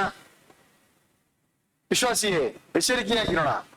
ಯಾಕಂದ್ರೆ ಅಲ್ಲಿ ಆದವರಿಗೆ ಸ್ಥಿತಿ, ಅಲ್ಲಿ ಅನೇಕ ಹಣ್ಣುಗಳಿದ್ದಾಗಲು ಆ ಹಣ್ಣಿ ದೇವರು ಯಾವ್ದನ್ನು ಬೇಡ ಅಂತ ಹೇಳಿದ್ರು ಅದುವೇ ಸುಂದರವಾಗಿಯೂ ನೋಡುವುದಕ್ಕೆ ರಮ್ಯವಾಗಿಯೂ ರುಚಿಯಾಗಿ ಕಂಡಿತು. ಅವನ ಕಣ್ಣಿನ ಸಮಸ್ಯೆ ಮಾಡ್ಬಿಡ್ತು. ಇವತ್ತು ಅನೇಕ ದೇವರ ಮಕ್ಕಳ ಕಾರ್ಯ, ಅವರ ಆಶ್ಚರ್ಯಕ್ಕೆ ತಲೆ ಗೊತ್ತಾ? ಅವರ ಕಣ್ಣು ಬೇರೆ ನೋಡ ಅಂತ ಬಿಡ್ತಾ ಇರ್ತಾರೆ. ಏನಪ್ಪ ಇವ್ರ ಮನೆ ಅಂದ್ರೆ ಹಂಗೆ ಜನ ಮನಸ್ಸೇ ಹಂಗಿದೆ. ಎಷ್ಟು ಕಷ್ಟ. ಒಂದು ವಿಶ್ವಾಸ ನಮಗೆ ಬಂದು, ಸರ್ ನಿಮ್ಮ ಮನೆಗೆ ದೊಡ್ಡ ಟಿವಿ ಇಲ್ಲ ಯಾಕಮ್ಮ ಅಂದ್ರೆ, ಇಲ್ಲ ವಿಶ್ವಾಸಿಗೆ ಮನೆಗಳೆಲ್ಲ ದೊಡ್ಡ ದೊಡ್ಡ ಟಿವಿ ಇರ್ಬೇಕು, ಪಾಶ ಮನೆಗೆಲ್ಲ ದೊಡ್ಡ ಟಿವಿ ಇರಬಾರಂತೆ. ಈ ಯಾವ ಮೊಬೈಲ್ ಎಸ್ ಬಂದಿದೆ ಸ್ವಲ್ಪ ಹೇಳಮ್ಮ ಅಂದ್ರೆ ಅದಕ್ಕೆ ಸೈಲೆಂಟ್ ಆಗ್ಬಿಟ್ಟು. ಅಂದ್ರೆ ಉದ್ದೇಶ ಪಾಶಗಳು ಯಾರು ಉದ್ಧಾರ ಆಗಬಾರ್ದು, ಪಾಶಗಳೆಲ್ಲ ಕಷ್ಟ ಪಡ್ಕೊಂಡೇ ಅವಸ್ಥೆ ಪಡ್ಕೊಂಡೇ ಇರ್ಬೇಕಂತೆ. ನಿಮ್ಗೆ ವಿಷಯ ಗೊತ್ತಾ? ಇಸ್ರಾಯೇಲರನ್ನು ಆಶೀರ್ವಿಸುವಾಗ ದೇವರಿಗೆ ಕೊಟ್ಟ ಅಪ್ಪಣೆ ಎಲ್ಲರಿಗೂ ಒಂದೊಂದು ಪಾಲ್ ಕೊಟ್ಬಿಟ್ಟು, ಎಲ್ಲರ ಹತ್ರ ಉದಾಹರಣೆಗೆ ಎಲ್ಲರ ಹತ್ರ 100 ರೂಪಾಯಿ ಕೊಟ್ಬಿಟ್ಟು ಏನ್ ಹೇಳಿ ಗೊತ್ತಾ? ಎಲ್ಲರ ಹತ್ರ 100 ರೂಪಾಯಿ, ಲೇವಿಯರಿಗೆ 100 ರೂಪಾಯಿ ಕೊಡ್ಲಿಲ್ಲ, ನೀವೆಲ್ಲರೂ ಅದರಲ್ಲಿ 10 ಭಾಗ ಕೊಡಿ. ಅಲ್ಲ ಅರ್ಥ ಏನು? ಎಲ್ಲವರ ಕೈಯಲ್ಲಿ 100 ರೂಪಾಯಿ ಇರುವಾಗ ಲೇವಿಯನ ಕೈಯಲ್ಲಿ 120 ರೂಪಾಯಿ ಇರಬೇಕು. ಸಾಧಾರಣ ವಿಶ್ವಾಸಕ್ಕಿಂತ ಅವ್ರು ಹೇಳ್ಕೊಳ್ಳೋ ವ್ಯಾಲ್ಯೂ ಅವರೆಲ್ಲರಿಗಿಂತ ಜಾಸ್ತಿ ಇರಬೇಕು. ಅದೇ ದೇವರ ಪ್ಲಾನ್. ಅವಾಗ ಏನಾಗುತ್ತೆ, ಲೇವಿಯರ ಕೈಲಿ 120 ರೂಪಾಯಿ ಇರುತ್ತೆ, ವಿಶ್ವಾಸ ಕೈಲಿ 90 ರೂಪಾಯಿ ಇರುತ್ತೆ. ಇದೇ ದೇವರ ಉದ್ದೇಶ, ದೇವರ ಕ್ಯಾಲ್ಕುಲೇಷನ್, ದೇವರ ತೀರ್ಮಾನ. ದೇವರು ನಿನ್ನನ್ನು ಆಶೀರ್ವಾದ ಕರೆದಾಗ ದೇವರು ಹಾಗೆ ಮಾಡ್ತಾನೆ. ಕರ್ತನ್ ನನ್ನ ಕುರುಬನು ಕೊರತೆ ಪಡನು. ಕರ್ತನ್ ನಿಜವಾಗಿ ಹುಡುಕಿದ್ರೆ ದೇವರು ಕೊರತೆಯಲ್ಲಿ ನಡೆಸ್ತಾರೆ. ವಿಶ್ವಾಸಿಯೇ, ನಿನಗೆ ನಿನ್ನ ಮನಸ್ಸು ಏನಿರ್ತದೆ? ನೀನು ಯುಕ್ತಿಯುಳ್ಳವನಾಗಿ ಜೀವಿಸೋದಕ್ಕೆ ಕರೆಯಲ್ಪಟ್ಟಿದ್ಯಾ ಅಥವಾ ಕುಯುಕ್ತಿ ಉಳ್ಳವನಾಗಿರೋದಕ್ಕೆ ಕರೆಯಲ್ಪಟ್ಟಿದ್ಯಾ? ನೀನು ಕೇಡನ್ನು ಬಯಸುವವನಾಗಿದ್ರೆ ಅದರ ಅರ್ಥ ನೀನು ದಾರಿ ತಪ್ಪಿದವನಾಗಿ ಪರಲೋಕವನ್ನು ಮಿಸ್ ಮಾಡ್ಕೊಳ್ತಾ ಇದ್ದೀಯಾ. ಆದ್ರೆ ಒಳ್ಳೇದನ್ನೇ ಬಯಸೋನಾಗಿದ್ರೆ ನಿನ್ನ ಮೇಲೆ ದೇವರ ಪ್ರೀತಿ, ಕೃಪೆ, ಸತ್ಯತೆಗಳಿಗೆ ನೀನು ಪಾತ್ರನಾಗ್ಬಿಡ್ತೀಯಾ. ನೋಡ್ರಿ ವಿಶ್ವಾಸಿಯೇ, ಕಾರ್ಯ ಮಾಡ್ರಿ. ನಿನ್ನ ಮುಂದೆ ಅನೇಕರು ಮೊಬೈಲ್ ತಗೊಂಡ್ಬರ್ತಾರಲ್ಲ, ಎಂತ ಹೆಸರುಗಳು ಗೊತ್ತಿಲ್ಲ. ಅವನ ಮೊಬೈಲ್ ನೋಡಿದಾಗ ನಿನ್ನ ಮನಸ್ಸಲ್ಲಿ ಏನ್ ಅನ್ಸುತ್ತೆ? ಗುಡ್, ಚೆನ್ನಾಗಿದೆ ಅಂತ ಏನಪ್ಪ ನೋಡಿದಾಗ ಕೈ ಇಷ್ಟು ದೊಡ್ಡ ಮೊಬೈಲು, ಅದು ಹೆಂಗಾದ್ರು ಓಡ್ಕೊಂಡ್ ಬರ್ಬೇಕು ಅಂತ ಯೋಚನೆ ಮಾಡ್ತಾ ಇರ್ತೇನೆ ಇಲ್ಲ. ಹೀಗೆ ಎಲ್ಲಾ ವಿಷಯ ಉದಾಹರಣೆಗೆ ಹೇಳ್ತಾ ಇದ್ದೀನಿ. ವಿಶ್ವಾಸಿಯೇ, ಬೇರೆ ಬರ್ದ ನೋಡುವಾಗ ನಿನ್ನ ಕಣ್ಣು ಹೇಗೆ ಯೋಚನೆ ಮಾಡ್ತದೆ? ನಿನ್ನ ಮನಸ್ಸು ಏನಂತದೆ? ಒಳ್ಳೆದನ್ನು ಬಗೆಯುವುದಕ್ಕೆ ಸಿದ್ಧವಾಗಿದೆಯಾ ಅಥವಾ ಕೇಡನ್ನೇ ಬಗೀತಾ ಇದೀಯಾ? ಒಳ್ಳೆದನ್ನು ಬಗೆದ್ರೆ ನಿನ್ನ ಮೇಲೆ ದೇವರ ಪ್ರೀತಿ, ಕೃಪೆಗಳ ಸತ್ಯತೆಗಳು ನೀನು ಭಾಗ್ಯವಂತನಾಗ್ಬಿಟ್ಟಿದ್ಯಾ ಅಂತ ಅರ್ಥ. ಕೇಡನ್ನೇ ಬಗೆಯುವುದಕ್ಕೆ ಕರೆಯಲ್ಪಟ್ರೆ ದೇವರ ಕೃಪೆ ನಕ್ಷ ಮಾಡಿಕೊಂಡು ದಾರಿ ತಪ್ಪಿ ಪರಲೋಕವನ್ನು ಮಿಸ್ ಮಾಡ್ಕೊಳ್ಳುವನಾಗಿರ್ತೀಯ. ಅದರಿಂದ ನಿನ್ನ ಕಣ್ಣಿನ ಬಗ್ಗೆ ಸ್ವಲ್ಪ ಎಚ್ಚರಿಕೆಯಾಗಿರು. ಯಾಕೆಂದ್ರೆ ಅವನ ಕಣ್ಣೇ ಅವನ ದೇಹಕ್ಕೆ ಬೆಳಕಾಗಿದೆ. ಅವನ ಕಣ್ಣಿ ತೋರಿಸ್ಬಿಡ್ದೆ. ಪೊಲೀಸರು ಕಳ್ಳರಿಗೆ ಗೊತ್ತಾ? ಯಾರ ಆಣೆಯಲ್ಲಿ ಕಳ್ಳ ಅಂತ ಬರ್ದಿರಲ್ಲ. ಅವರ ಕಣ್ಣನ್ನು ನೋಡಿದ ತಕ್ಷಣ ಇವನು ಕಳ್ಳ ಇಲ್ಲ ಅಂತ ಹೇಳ್ಬಿಟ್ಟು ಕಳ್ಳನ ಅಲ್ವಾ, ಅವರ ಕಣ್ಣುಗಳನ್ನೇ ಹೇಳ್ಬಿಡ್ತಾರೆ. ಅದರಿಂದ ಒಂದು ವಿಶ್ವಾಸ ಕಣ್ಣು ಬೇರೆಯವರು ನೋಡುವಾಗ ಹೇಗಿದೆ?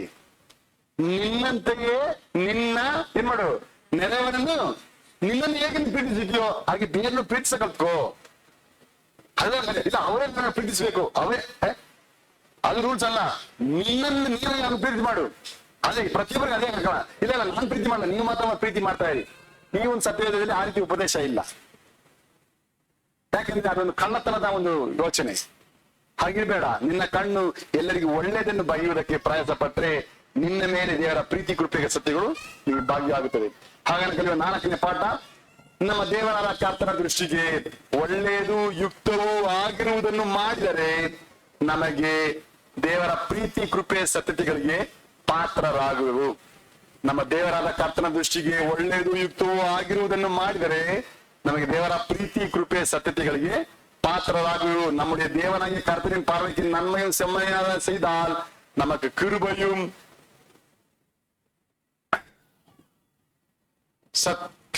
சத்தியமும் சத்தியத்திற்கும் பங்குள்ளவர்களாகும். ವಿಶ್ವಾಸಿಯೇ ವಾಕ್ಯಂತದೆ ಸತ್ಯವನ್ನು ತಿಳಿಯುವಿರಿ, ಸತ್ಯವು ನಿಮ್ಮನ್ನು ಬಿಡುಗಡೆ ಮಾಡುವುದು. ಎಲ್ಲಿದೆ ಸತ್ಯ? ಬೈಬಲಲ್ಲೇ ಇದೆ, ಎಲ್ಲರ ಬೈಬಲ್ ಇದೆ. ಆದ್ರೆ ಯಾರ್ಯಾರಿಗೆ ಅದನ್ನು ಓದಿದ್ರು ಅವರ ಕಣ್ಣು ಅದನ್ನು ಕೇಳಲ್ಲ, ನೋಡಲ್ಲ, ಅವರ ಕಿವಿ ಗಮನಿಸಲ್ಲ. ಯಾಕೆ?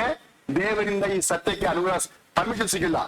ಅದನ್ನು ಓಪನ್ ಮಾಡೋ ಕೀ ಅವ್ರಿಗೆ ಪಾಸ್ವರ್ಡ್ ಕೊಟ್ಟಲ್ಪಟ್ಟಿಲ್ಲ. ಹಾಗಂದ್ರೆ ಅವರ ಬೈಬಲ್ ಅದು ಅಚ್ಚ ಇದ್ದಾಗಲೂ ಕೂಡ ಅವ್ರಿಗೆ ಬಿಡುಗಡೆ ಆಗಲ್ಲ. ಯಾಕಂದ್ರೆ ಯಾರಿಗೆ ಕೊಡಲ್ಪಟ್ಟಿದೆ, ಯಾರು ದೇವರ ದಿಶಿಗೆ ಒಳ್ಳೆಯದು ಯುಕ್ತಿ ಮಾಡ್ತಾರೋ ಅವರ ಮೇಲೆ ದೇವರ ಪ್ರೀತಿಯು ಕೃಪೆ ಸತ್ಯತೆಗಳನ್ನು ಪಡ್ಕೊಳ್ಳಕ್ಕೆ ಭಾಗ್ಯ ಮಾಡಿಕೊಂಡಿದ್ದಾರೆ.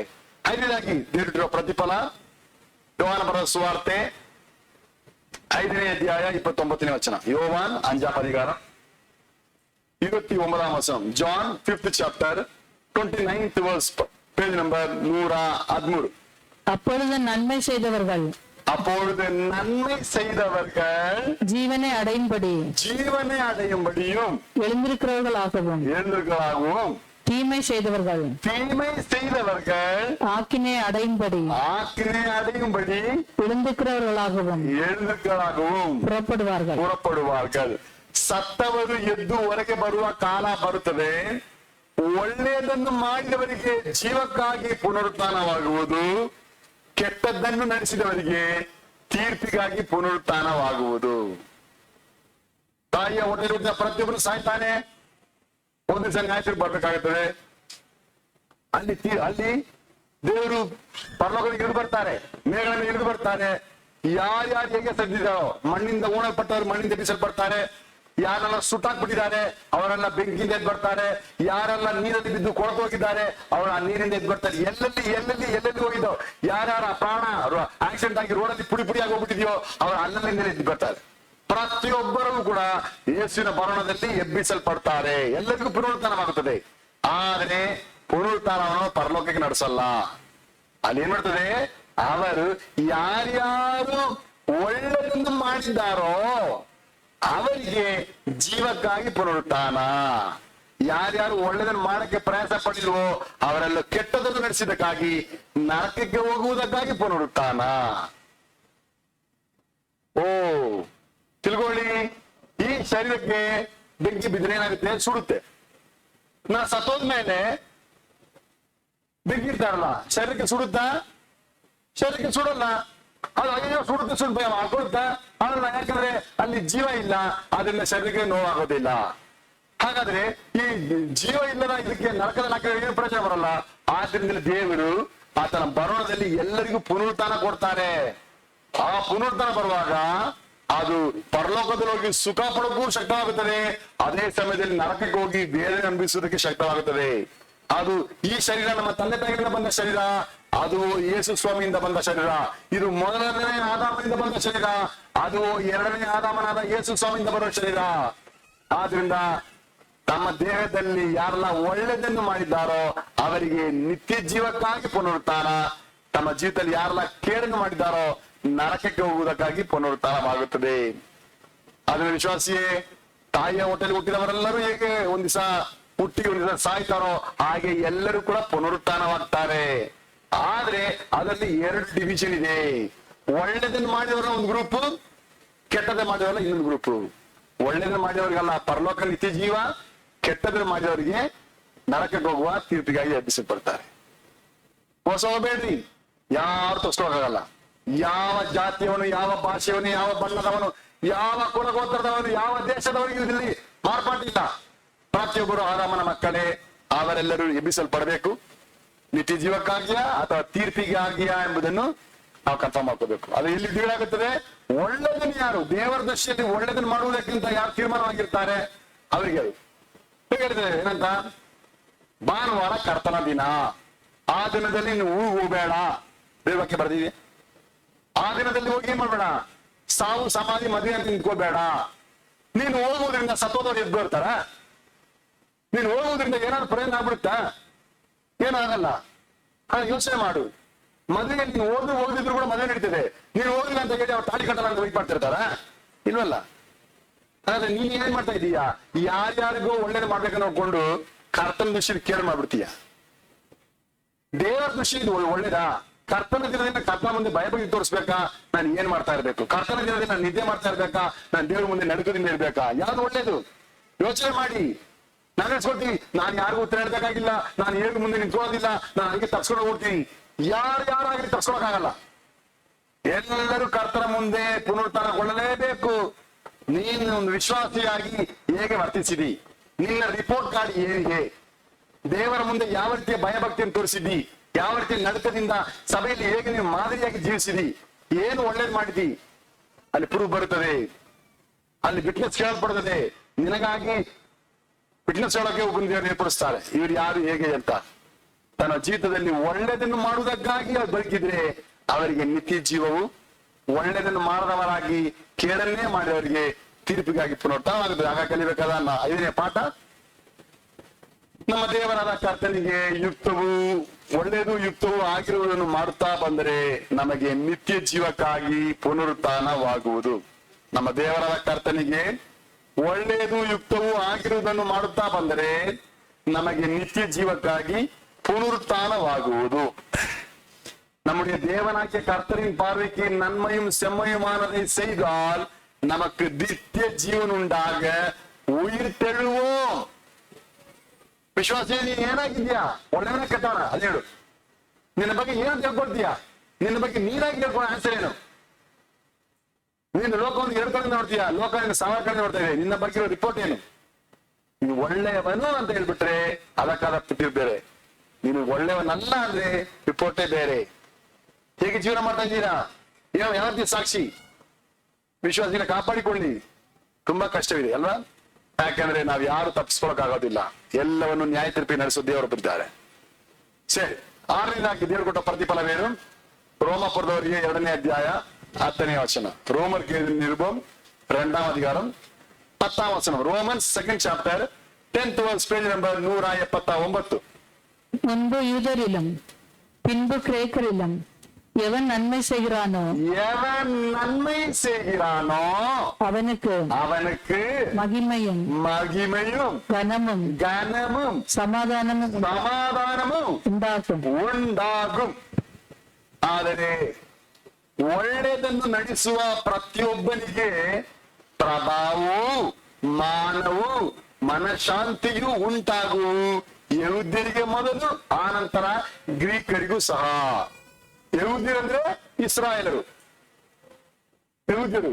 ಎರಡನೇದಾಗಿ ಗ್ರೀಕರ ಅಂತ ಹೇಳುವಾಗ ಅನ್ಯರು. ಇವಾಗ ಗ್ರೀಕರ ಅಂತ ಹೇಳುವಾಗ 1ನೇ ಶತಮಾನದಲ್ಲಿ ವರ್ಲ್ಡ್ ವೈಡ್ ಇದ್ದವರು ಗ್ರೀಕ್ ಭಾಷೆ ಮಾತಾಡುವರು.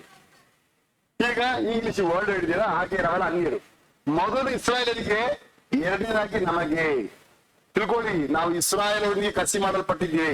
ಇಸ್ರಾಯೇಲ್ ಬಿಟ್ಟು ನಮ್ಗೆ ಯಾವುದಿಲ್ಲ. ಯೇಸು ಸ್ವಾಮಿ ಹುಟ್ಟಿದ್ದೇ ಒಬ್ಬ ಇಸ್ರಾಯೇಲನಾಗಿ, ಒಬ್ಬ ಯಹೂದ್ಯನಾಗಿ. ಆತನು ತನ್ನ ಜನರನ್ನು ಅವರ ಪಾಪಗಳನ್ನು ಬಿಡಿಸಿ ಕಾಯ್ತಾನೆ. ತನ್ನ ಜನ ಅಂತ ಹೇಳುವಾಗ ಮೊದಲು ಇಸ್ರಾಯೇಲ್ ಬರುತ್ತದೆ. ಅವರು ರಿಜೆಕ್ಟ್ ಮಾಡಿದ್ರಿಂದ ಅದು ನಮಗೆ ಸಿಗುತ್ತದೆ. ಆದ್ರಿಂದ ನಮ್ಮ ಪ್ರಾರ್ಥನೆಗಳಲ್ಲಿ ಯಾವತ್ತೂ ಕೂಡ ಯೆರೂಸಲೇಮಿಗಾಗಿ, ಇಸ್ರಾಯೇಲ್ಗಾಗಿ ನಾವು ಪ್ರಾರ್ಥನೆ ಮಾಡಿ ಮರಿಬಾರ್ದು. ನಾವು ಸ್ವಾರ್ಥಿಗಳಾಗಿರ್ಬಾರ್ದು. ತುಂಬಾ ಜೋಪಾನಾಗಿ ನೋಡಿಕೊಳ್ಳಬೇಕು. ಯಾಕೆ ಅಂತ ಹೇಳಿದ್ರೆ ಈ ಎಲ್ಲಾ ಯಾವ್ದಲ್ಲ, ಇದು ಪ್ರಭಾವ, ಮಾನ, ಮನಃಶಾಂತಿ, ಇದು ಮೂರು ಮೊದಲು ಇಸ್ರಾಯೇಲ್ಗೆ. ಎರಡನೇದು ನಮಗೆ. ಅವ್ರು ನಮ್ಮ ಮುಂದೆ ಇದ್ದಾರೆ. ಯಾಕೆ ಹಿಂಗಾಯ್ತು? ದೇವ್ರು ಮೊದಲು ಹೇಳ್ಬಿಟ್ರು, ಇಸ್ರಾಯೇಲರು ನನ್ನ ಜ್ಯೇಷ್ಠ ಪುತ್ರರು, ಮೊದಲ ಮಕ್ಕಳು. ಎರಡನೇ ಮಕ್ಕಳು ಸೆಕೆಂಡ್ ಗ್ರೇಡ್, ಮೊದಲನೇ ಮಕ್ಕಳು ಬೇರೆ ಗ್ರೇಡೆ. ಜ್ಯೇಷ್ಠ ಪುತ್ರರನ್ನು ದೇವ್ರು ಯಾರು ಕರೆದ್ರೋ ಅವ್ರಿಗೆ ಫಸ್ಟ್ ಪ್ರಿಯಾರಿಟಿ ಎಲ್ಲದರಲ್ಲಿ. ಜ್ಯೇಷ್ಠ ಪುತ್ರ ಅಲ್ಲದವ್ರಿಗೆ ಎಲ್ಲರೂ ಪ್ರಿಯಾರಿಟಿ ಕೊಡಕ್ಕಾಗಲ್ಲ, ಅದು ಸೆಕೆಂಡೇ. ಆದ್ರಿಂದ ಯಹೂದ್ಯರಿಗೆ ಮೊದಲು, ಆನಂತರವೇ ಅನ್ಯರಿಗೆ. ಇದೆಲ್ಲ ಯಾಕೆ? ಒಳ್ಳೆದನ್ನು ನಡೆಸುವ ಪ್ರತಿಯೊಬ್ಬನಿಗೆ. ಯಾರೇ ಆಗಲಿ, ಚಿಕ್ಕವರಾಗು, ದೊಡ್ಡವರಾಗು, ಹೆಣ್ಣಾಗು, ಗಂಡಾಗು, ಮುದುಕನಾಗು, ಮುದುಕಿಯಾಗು, ಓದಿದವನಾಗು, ಓದಿಲ್ಲದವನಾಗು, ಯಾರ್ಯಾರೇ ಆಗ್ರಿ, ನೀನು ಕರ್ತನ ದೃಷ್ಟಿಗೆ ಒಳ್ಳೆಯದನ್ನು ಮಾಡುತ್ತಾ ಬರುವುದಾದರೆ ದೇವರು ನಿನಗೆ ಪ್ರಭಾವವನ್ನು, ಮಾನವನ್ನು, ನಿನಗೆ ಮರ್ಯಾದೆಯನ್ನು, ನಿನಗೆ ಸಮಾಧಾನವನ್ನು ಕೊಡ್ತಾರೆ. ಈ ಸಮಾಧಾನ ಇಲ್ಲದವರೇ ಎಷ್ಟೋ ಜನ ಭೂಮಿಗೆ ಕಷ್ಟಪಡ್ತಾರೆ.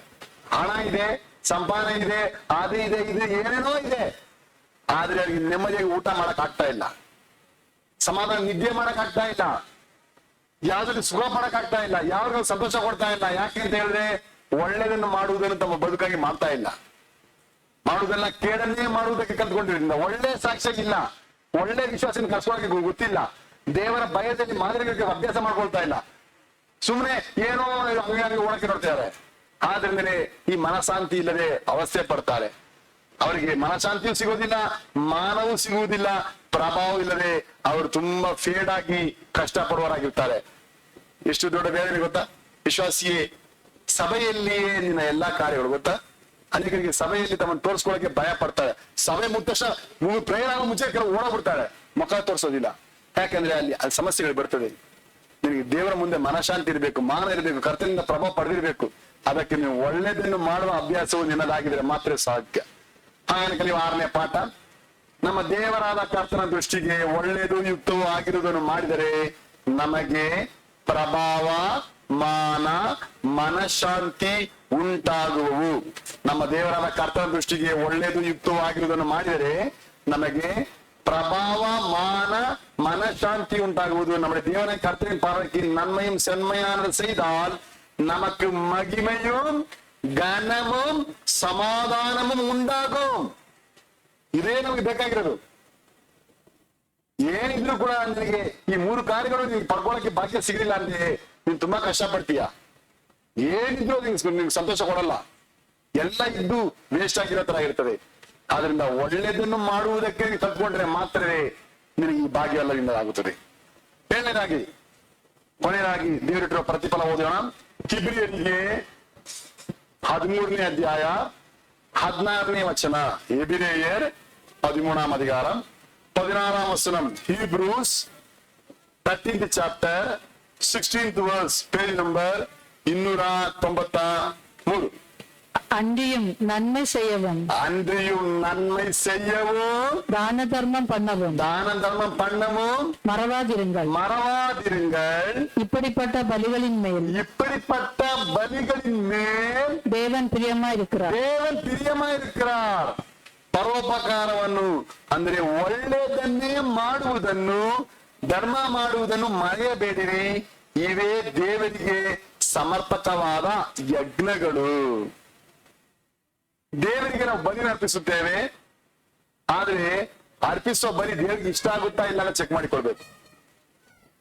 ಇಲ್ಲಿ ಕಾಯಿಲೆಗೆ ಬಂದ ಸಮಸ್ಯೆ ಏನು? ಅಣ್ಣ ತಮ್ಮ ಇಬ್ಬರು ಕೂಡ ದೇವನ ಆರಾಧಿಸಕ್ಕೆ ಹೋದ್ರು.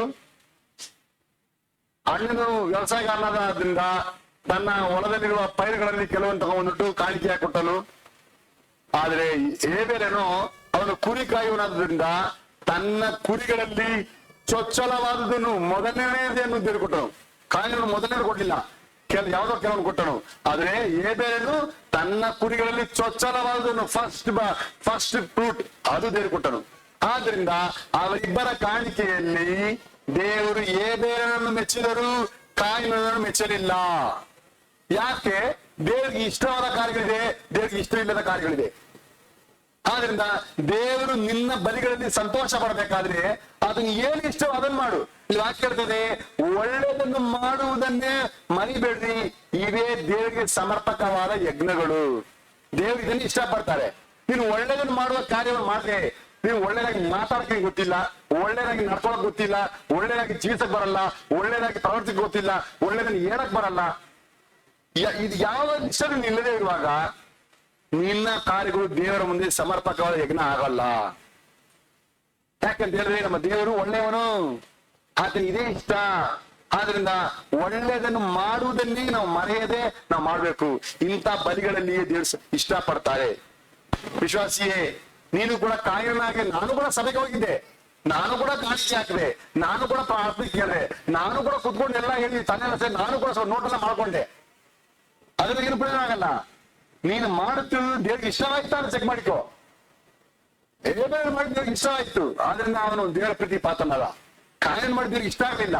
ಯಾಕಂದ್ರೆ ಯಾರು ಒಳ್ಳೆಯದನ್ನು ಮಾಡ್ತಾರೋ ಅವರ ಮೇಲೆ ದೇವ್ರಿಗೆ ಇಷ್ಟವಾಗಿರ್ತಾರೆ. ಸಭೆಗೆ ಬಂದಾಗ ನಾವು ಒಳ್ಳೆ ವಿಶ್ವಾಸ ಕುತ್ಕೊಳ್ಬೇಕು ಒಂದ್ ಕಡೆ ಅಲ್ವಾ. ಇಲ್ಲಿ 10 ಗಂಟೆಗಳ ಕಾಲ ನಾವು ಕುತ್ಕೊಳ್ತಾ ಇಲ್ಲ, ಬರೀ ಕೆಲವೇ ಗಂಟೆ ಅಲ್ವಾ. ಬಂದ ನೀವು ಸಭೆಯಿಂದ ಬರುವಾಗಲೇ ಹೋಗಿ ಟಾಯ್ಲೆಟ್ ಎಲ್ಲ ಹೋಗ್ಬಿಟ್ಟು ಎಲ್ಲ ಮುಗಿಸ್ಕೊಂಡು ಬಂದ ನೆಟ್ಟು ಕುತ್ಕೋಬೇಕು. ಇಲ್ಲಿ ಬಂದು 25 ಸಲ ಅಲ್ಲಿ ಇಲ್ಲಿ ತಿರುಗಾಡ್ತಾ ಇರಬಾರ್ದು. ನೀನು ಎದ್ದು ನಡೆದಾಡುವಾಗ ಬೇರೆ ವಿಶ್ವಾಸಕ್ಕೆ ತೊಂದರೆ ಆಗುತ್ತಲ್ಲ. ನೀನು ಅವಾಗ ಬೇರೆಯವರಿಗೆ ನಿರ್ದೇಶನ ಮಾಡ್ತಾ ಇರುವಾಗ ಅವರ ಕೆಲಸ ಹಾಳು ಮಾಡ್ತಾ ಇರ್ತೀಯಲ್ಲ, ಹಾಗಂದ್ರೆ ಅರ್ಥ ಏನು? ನೀನು ಒಳ್ಳೆ ವಿಶ್ವಾಸ ಅಲ್ಲ, ಬೇರೆಯವರಿಗೆ ಡಿಸ್ಟರ್ಬೆನ್ಸ್ ಮಾಡ್ತಾ ಇದೀಯಾ. ಬೇರೆಯವ್ರು ದೇವಕ್ಕೆ ಗಮನಿಸಿ ಕೇಳ್ತಿರುವಾಗ ನೀನು ಸೆಂಟರ್ ಮಾತಾಡ್ತಾ ಇರ್ತೀಯ. ನಿನ್ನ ಮಕ್ಕಳ ಜೊತೆಗೆ, ಮನೆಯವ್ರ ಜೊತೆಗೆ, ಅವ್ರ ಜೊತೆ ಇವ್ರ ಜೊತೆಗೆ ಯಾರೋ ಮಾತಾಡ್ತಾ ಇರ್ತೀಯ. ನೀನು ಬೇರೆಗೆ ನೀನು ಸಮಸ್ಯೆ ಮಾಡ್ತಾ ಇದೀಯಾ. ನೀನು ಸಭೆಯಲ್ಲಿ ಒಳ್ಳೆದನ್ನು ಮಾಡ್ತಾ ಇಲ್ಲ, ನೀನು ಕೇಳನೆ ಮಾಡ್ತಾ ಇದೀಯಾ. ಇದೇನುತ್ತದೆ? ದೇವರಿಗೆ ಉರಿಯನ್ನು ತರುತ್ತದೆ.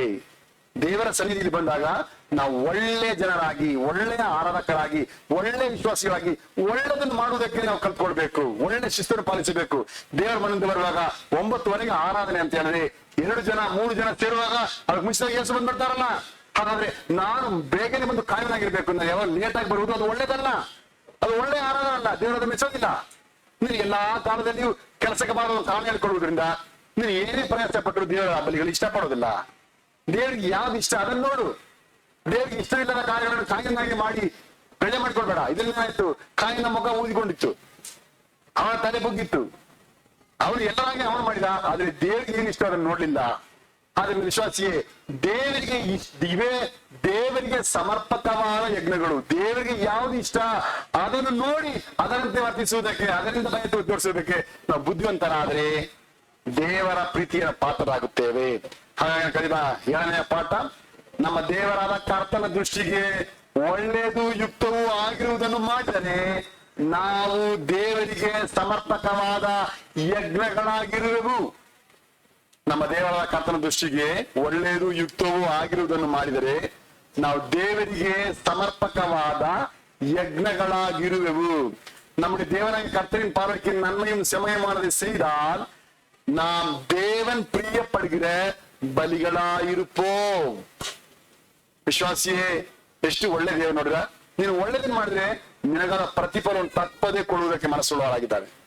7 ಪರಿಪೂರ್ಣತೆ, ಆಶೀರ್ವಾದದಲ್ಲಿ ಎಲ್ಲಾ ಪರಿಪೂರ್ಣತೆ 7 ಗುರುತಾಗಿರ್ತದೆ. ಆದ್ರಿಂದ ನಿನಗಾಗಿ 7 ಸಂಬಳಗಳನ್ನು ದೇವರಿಟ್ಟಿದ್ದಾರೆ. ಒಳ್ಳೇದನ್ನ ಮಾಡಿದ್ರೆ ನಾನು ಸಂಬಳ ಕೊಡದಲ್ಲಿ ಇರೋದು ಕಮ್ಮಿ ಇಲ್ಲ. ಕೆಲವು ಕೆಲಸ ಹೋಗ್ತಾರಲ್ಲ, 1ನೇ ತಾರೀಕು ಸಂಬಳ ಕೊಡೋಕೆ ಕಾಯ್ತಿರ್ತಾರೆ, 5ನೇ ತಾರೀಕಾದ್ರೂ ಕೊಡಲ್ಲ, ಕೆಲವು ಸಂಬಳ 10ನೇ ತಾರೀಕಾದ್ರೂ ಕೊಡಲ್ಲ, 11ನೇ ತಾರೀಕಾದ್ರೂ ಕೊಡಲ್ಲ. ಯಾಕಂದ್ರೆ ಆ ಕಂಜೂಸ್ಗಳಿಗೆ ಕೊಡಕ್ ಮನಸ್ಸೇ ಬರಲ್ಲ. ವರ್ಷ ತಿಂಗಳ ಬಲ ಕೆಲಸ ಮಾಡ್ಕೊಳ್ತಾರೆ, ಸಂಬಳ ಕೊಡಕ್ಕೆ ಅವ್ರಿಗೆ ತುಂಬಾ ಕಷ್ಟ. ಇವತ್ತು ಶುಕ್ರವಾರ ಸಾಯಂಕಾಲ ಆಯ್ತು, ಬೆಳಗ್ಗಿಟ್ಟಿದ್ದೀನಿ, ಅದಕ್ಕೇನಂತೆ ಬೆಳಗ್ಗಿಟ್ಟು ಅಂತ ಕೆಲಸ ಮಾಡಿಸ್ಕೊಂಡಿಲ್ವಾ, ಅದೆಲ್ಲ ಮಾಡಿಲ್ವಾ, ಅದೆಲ್ಲ ಕಷ್ಟ ಕೊಡುತ್ತೆ ಅಂದ್ರೆ ಕೊಡಕ್ಕೆ ಅವ್ರಿಗೆ ಆಗೋದೇ ಇಲ್ಲ. ಯಾಕಂದ್ರೆ ಇಂಥ ಪಿಚಾಚಿಗಳ ಯಜಮಾನಗಳು ಲೋಕದಲ್ಲಿದ್ದಾರೆ. ಆದ್ರೆ ನಮ್ಮ ಯೇಸು ಸ್ವಾಮಿ ಅಂತವನಲ್ಲ, ಒಳ್ಳೆ ಸಂಬಳಗಾರ. ಯಾರ್ಯಾರು ಆತನ ಮುಂದೆ ಒಳ್ಳೆದನ್ನು ಮಾಡಿದಾರೋ ಅವರಿಗೆ ಈ 7 ಸಂಬಳಗಳನ್ನು ಪ್ರತಿಫಲವನ್ನು ಕೊಡುವುದರಲ್ಲಿ ಆತನ ಆಸಕ್ತನಾಗಿ ಸಂತೋಷವುಳ್ಳನಾಗಿದ್ದಾನೆ. ಆದ್ರಿಂದಲೇ ಈ ದಿನದಲ್ಲಿ ನಿನ್ನ ಮುಂದೆ ಈ ಮಾತನ್ನು ಹೇಳ್ತಿದ್ದಾನೆ, ನಾನು ಒಳ್ಳೆಯವನಾಗಿದ್ದೀನಿ, ಆದ್ರಿಂದ ನೀವು ಒಳ್ಳೆಯದನ್ನೇ ಮಾಡಿರಿ. ಯಾಕೆ ಒಳ್ಳೇದು ಮಾಡ್ಬೇಕು? ಒಳ್ಳೆಯದನ್ನು ಮಾಡಿದರೆ ನಿನ್ನ ತಲೆ ಎತ್ತಲ್ಪಡುವುದು. ನೀನು ಒಳ್ಳೆದನ್ನು ಮಾಡದಿದ್ದರೆ ನಿನ್ನ ಬಾಗಿಲಲ್ಲಿ ಪಾಪ ಹೊಂಚಿಕೊಂಡಿದ್ದು ಅದು ನಿನ್ನನ್ನು ಹಿಡಿದಿರುವುದು, ನೀನು ಅದನ್ನು ಆಳಕ್ಕಾಗದೆ ಅದು ನಿನ್ನನ್ನು ಆಳುವುದು. ನೀನು ಪಾಪಕ್ಕೆ ದಾಸನಾಗಿ ದೇವರ ಕೃಪೆಗೆ ಮೋಸ ಹೋಗ್ತೀಯ. ಇದನ್ನು ಗೆದ್ದುಕೊಂಡು ಒಂದೇ ದಾರಿ, ನೀನು ಎಲ್ಲರಿಗೂ ಒಳ್ಳೇದು ಮಾಡು. ಇಷ್ಟು ಬುದ್ಧಿ ಹೇಳಿದ ಮೇಲೆ ಕಾಯಿನ್ ಹೋಗಿ ಪುನಃ ಕೊಲೆ ಮಾಡಿದ. ಇವತ್ತು ಕೂಡ ಈ ವಾಕ್ಯವನ್ನು ಕೇಳ್ತೀವ, ನೀನು ಈ ವಾಕ್ಯವನ್ನು ಕೇಳಿದ ಮೇಲೆ ನಿನ್ನ ಜೀವಿತದಲ್ಲಿ ಆಗುವ ಕಾರ್ಯವೇನು? ಕಾಯಿನ್ ಈ ದೇವರು ಇಷ್ಟು ಬುದ್ಧಿವಾದ ಹೇಳಿದ ಮೇಲೆ ಹೋಗಿ ದೇವರಿಗೆ ಮುಂದೆ ಕೇಳನೆ ಮಾಡಿದ. ಇವತ್ತು ನಿನ್ನ ಪ್ರಶ್ನೆ, ಕಾಯಿನ್ ಹೀಗೆ ಹಾಳಾವದ, ನೀನೇ ಮಾಡ್ತೀಯ? ದೇವ್ರ ನಿನ್ನ ಸಹ ಇಷ್ಟೆಲ್ಲ ಮಾತಾಡಿದ ಮೇಲೆ ಕೂಡ ನಿನ್ನ ಬದುಕಿನಲ್ಲಿ ಮಾರ್ಪಾಟನ್ನು ತರ್ತೀಯ, ಮಾನಸಂತವನ್ನು ತರ್ತೀಯ, ದೇವರ ಮುಂದೆ ಒಳ್ಳೆದಾನ ಮಾಡಕ್ ನೋಡ್ತೀಯ, ಅಥವಾ ಇನ್ನೂ ಕ್ರೂರತನವನ್ನೇ ಮಾಡಕ್ ನಿಂತ್ಕೊಳ್ತೀಯ? ನೀನು ಕಾಯಿನ ಹಾಗೋ ಅಥವಾ ಏಬೇಲಿನ ಹಾಗೋ ಎಂಬ ಒಂದು ಪ್ರಶ್ನೆ ಬರುತ್ತದೆ. ನೀನು ಯಾರನ್ನ ಆರಿಸಿಕೊಳ್ತೀಯ? ವಿಶ್ವಾಸಿಯೇ, ನಮ್ಮ ದೇವರಾದ ಕರ್ತನ ಯೇಸು ಸ್ವಾಮಿ ಒಳ್ಳೆಯವನು, ಆತನ ಕೃಪೆ ಶಾಶ್ವತವಾಗಿದೆ. ಆತನ ಮಕ್ಕಳು ಒಳ್ಳೆಯವರಾಗಿರಬೇಕೆಂಬುದಕ್ಕೆ ಕರೆದಿದ್ದಾರೆ. ಒಳ್ಳೆಯವರೆಂಬುದನ್ನು ಬರೆಸಿಕೊಳ್ಳುವುದಕ್ಕಲ್ಲ, ಅವರು ಒಳ್ಳೆಯದನ್ನು ಮಾಡುವವರಾಗಿರಬೇಕು. ಕರ್ತನ ದೃಷ್ಟಿಯಲ್ಲಿ ಒಳ್ಳೆಯದು ಯುಕ್ತವಾದದನ್ನು ಮಾಡುವಾಗ ದೇವರವರಿಗೆ 7 ಪ್ರತಿ ಕೊಡ್ತಾರೆ. ಅದನ್ನೇ ಮತ್ತೊಂದು 4 ಬರ್ತೀನಿ. ನಮ್ಮ ದೇವರಾದ ಕರ್ತನ ದೃಷ್ಟಿಗೆ ಒಳ್ಳೆಯದು ಯುಕ್ತವೂ ಆಗಿರುವುದನ್ನು ನಾವು ಮಾಡಿದರೆ ನಮಗುಂಟಾಗುವ 7 ಪ್ರತಿಫಲಗಳು. ಮೊದಲನೇದಾಗಿ, ನಮ್ಮ ದೇವರಾದ ಕರ್ತನ ದೃಷ್ಟಿಗೆ ಒಳ್ಳೆಯದಾಗಿರುವುದನ್ನು ಮಾಡಿದರೆ ನಮಗೂ ನಮ್ಮ ಸಂತತಿಯವರಿಗೂ ಸದಾ ಕಾಲ ಶುಭ ಉಂಟಾಗುವುದು. ಎರಡನೇದಾಗಿ, ನಮ್ಮ ದೇವರಾದ ಕರ್ತನಿಗೆ ಒಳ್ಳೆಯದು ಯುಕ್ತವೂ ಆಗಿರುವುದನ್ನು ಮಾಡಿದರೆ ನಮಗೆ ಸುಖವು, ಸಂತೋಷವು, ಸಂಭ್ರಮ ಉಂಟಾಗುವುದು. ಮೂರನೇದಾಗಿ, ನಮ್ಮ ದೇವರಾದ ಕರ್ತನ ದೃಷ್ಟಿಗೆ ಒಳ್ಳೆಯದು ಯುಕ್ತವೂ ಆಗಿರುವುದನ್ನು ಮಾಡಿದರೆ ನಾವು ಯಾವಾಗಲೂ ದೇಶದಲ್ಲಿ ನೆಲೆಯಾಗಿರುವೆವು. ನಾಲ್ಕನೇದಾಗಿ, ನಮ್ಮ ದೇವರಾದ ಕರ್ತನ ದೃಷ್ಟಿಗೆ ಒಳ್ಳೆಯದು ಯುಕ್ತವೂ ಆಗಿರುವುದನ್ನು ಮಾಡಿದರೆ ನಮಗೆ ದೇವರ ಪ್ರೀತಿ, ಕೃಪೆ, ಸತ್ಯತೆಗಳಿಗೆ ಪಾತ್ರರಾಗುವೆವು. ಐದನೇದಾಗಿ, ನಮ್ಮ ದೇವರಾದ ಕರ್ತನಿಗೆ ಒಳ್ಳೆಯದು ಯುಕ್ತವನ್ನು ಮಾಡುತ್ತಾ ಬಂದರೆ ನಮಗೆ ನಿತ್ಯ ಜೀವಕ್ಕಾಗಿ ಪುನರುತ್ಥಾನವಾಗುವುದು. ಆರನೇದಾಗಿ, ನಮ್ಮ ದೇವರಾದ ಕರ್ತನ ದೃಷ್ಟಿಗೆ ಒಳ್ಳೆಯದು ಯುಕ್ತವೂ ಆಗಿರುವುದನ್ನು ಮಾಡುತ್ತಾ ಬಂದರೆ ನಮಗೆ ಪ್ರಭಾವ, ಮಾನ, ಮನಶಾಂತಿಯು ಉಂಟಾಗುವುದು. ಏಳನೇದಾಗಿ, ನಮ್ಮ ದೇವರ ಕರ್ತನ ದೃಷ್ಟಿಗೆ ಒಳ್ಳೆಯದು ಯುಕ್ತವೂ ಆಗಿರುವುದನ್ನು ಮಾಡಿದರೆ ನಾವು ದೇವರಿಗೆ ಸಮರ್ಪಕವಾದ ಯಜ್ಞಗಳಾಗಿರುವೆವು. ಎಷ್ಟು ದೊಡ್ಡ ಪರಿಪೂರ್ಣವಾದ ಸಂಬಳಗಳನ್ನು, ಪ್ರತಿಫಲವನ್ನು ಒಳ್ಳೆಯದನ್ನು ಮಾಡುವವರಿಗೆ ದೇವರಿಟ್ಟಿದ್ದಾರೆ. ಕಾಯಿನ ಹಾಗೆ ಮಾಡಲಿಲ್ಲ, ಬುದ್ಧಿ ಕೊಟ್ಟರು, ಅವ್ನು ಮಾಡಲಿಲ್ಲ. ಅದೇ ದೇವರೇ ಇವತ್ತು ನಿನ್ನನ್ನು ಕೂಡ ಹೇಳ್ತಿದ್ದಾರೆ. ನಾನು ಕಾಯಿನ ಕೇಳಿದೆ, ಅವ್ನು ಇನ್ನೂ ಕೇಳನೆ ಮಾಡ್ಬಿಟ್ಟ, ಒಳ್ಳೇದು ಮಾಡಕ್ ಗೊತ್ತಾಗಿಲ್ಲ. 7ನೇ ವರ್ಷದಲ್ಲಿ ಇವ್ರು 7 ಹೇಳಿದ್ರು, 8ನೇ ವರ್ಷದಲ್ಲಿ ಅವ್ನು ಕೊನೆಗಾರನಾಗ್ಬಿಟ್ಟ. ಇಷ್ಟು ಹೇಳಿದ ಮೇಲೆ ಈಗ ನೀನು ಕೂಡ ಒಳ್ಳೇದನ್ನು ಮಾಡ್ಬೇಕಂತ ಕಲಿಸ್ಕೊಡ್ತಾ ಇದ್ದೀನಿ. ನೀನು ಒಳ್ಳೇದನ್ನು ಮಾಡ್ತೀಯೋ ಅಥವಾ ಇನ್ನೂ ಕ್ರೂರವಾದ ಕಾರ್ಯವನ್ನು ಮಾಡಿ ನೀನು ಕೂಡ ಕಾಯಿಲೆಯನ್ನು ಪ್ರೂವ್ ಮಾಡ್ತೀವೋ ಎಂಬ ಪ್ರಶ್ನೆಯನ್ನು ದೇವರು ನಮ್ಮ ಮುಂದಿಟ್ಟಿದ್ದಾರೆ. ಇಲ್ಲ ದೇವರೇ, ನಾನು ದೇವರ ಮಗು ಹೋಗ್ಬೇಕು. ನಮ್ಮ ದೇವರು ಕರ್ತನ ಯೇಸು ಕ್ರಿಸ್ತನು ಒಳ್ಳೆಯವನು, ಆತನ ಕೃಪೆ ಶಾಶ್ವತವಾಗಿದೆ. ಆತನ ನನ್ನ ತಂದೆ, ಆತನ ಮಕ್ಕಳು ನಾವು ಒಳ್ಳೆಯದನ್ನೇ ಮಾಡ್ಬೇಕಂತ ತೀರ್ಮಾನಿಸಿದ್ದೇವೆ. ಒಳ್ಳೆಯದನ್ನೇ ಮಾಡು. ಯಾವ ಸನ್ನಿವೇಶದಲ್ಲಾಗಲಿ, ಯಾವ ಸ್ಥಿತಿಗತಿಗಳಾಗಲಿ ದೇವರ ದೃಷ್ಟಿಗೆ ಯಾವುದು ಒಳ್ಳೇದೋ ಅದನ್ನೇ ಮಾಡಬೇಕು ಒಪ್ಪಿಸಿಕೊಳ್ಳಲು ತೀರ್ಮಾನಿಸೋಣ. ಅಂತ ಒಳ್ಳೆಯದರ ಪ್ರೀತಿ ಪಾತ್ರರಾಗೋಣ. ದೇವರಿಗೆ ಮೆಚ್ಚುಗೆಯಾದ ಜನರಾಗಿ ದೇವರ ಕೃಪೆ ಪಾತ್ರರಾಗುವಂತೆ ನಮ್ಮ ದೇವರ ಹಾಗೆ ಒಳ್ಳೆಯದನ್ನು ಪ್ರೀತಿಸುತ್ತಾ ಒಳ್ಳೆಯದನ್ನು ಮಾಡುವುದಕ್ಕೆ ಒಪ್ಪಿಸಿ ದೇವರ ದೃಷ್ಟಿಗೆ ಒಳ್ಳೆಯದನ್ನು ಮಾಡಿ ಒಳ್ಳೆಯದು ಯುಕ್ತವಾದದನ್ನು ತಾವು ಮಾಡುವರಾಗುವುದಕ್ಕೆ ಕರ್ತ ಪ್ರತಿಯೊಬ್ಬರು ಸಹಾಯ ಮಾಡಲಿ. ಯಾಕಂದ್ರೆ ನಂಬಿಕೆ ಅಂದ್ರೆ ಕ್ರಿಯೆ ಇಲ್ಲದ ನಂಬಿಕೆ ಸತ್ತದ್ದಾಗಿದೆ. ಆದ್ರಿಂದ ನೀನು ನಂಬಿತೀಯ ಅಂದ್ರೆ ಅದನ್ನು ಕ್ರಿಯೆಯಲ್ಲಿ ತೋರಿಸುವುದೇ ನಿಜವಾದ ನಂಬಿಕೆ. ಅದು ಜೀವವುಳ್ಳದಾಗಿರ್ತದೆ. ಅಂತ ಜೀವವುಳ್ಳವರಾಗುವುದಕ್ಕೆ ಕರ್ತನಿಂದ, ಒಳ್ಳೆ ದೇವರಿಂದ ನಾವು ಪ್ರತಿಫಲ ಪಡ್ಕೊಳ್ಳೋಕೆ ಒಳ್ಳೆಯವರಾಗುವಂತೆ ನಮ್ಮನ್ನು ಒಪ್ಪಿಸಿಕೊಳ್ಳೋಣ. ದೇವರು ನಮ್ಮೆಲ್ಲನ್ನು ಕೃಪೆಯಾಗಿ ನಡೆಸಿಕೊಟ್ಟು ನಮ್ಮನ್ನು ಮುನ್ನಡೆಸುವಂತೆ ಪ್ರಾರ್ಥಿಸೋಣ. ಇದೆಲ್ಲಕ್ಕಾಗಿ ಪ್ರಾರ್ಥನೆ ಮಾಡುವಂತೆ ಸಹೋದರಿ ಶೀಬಹನ್ನ ಪ್ರಾರ್ಥನೆ ಮಾಡ್ರಿ.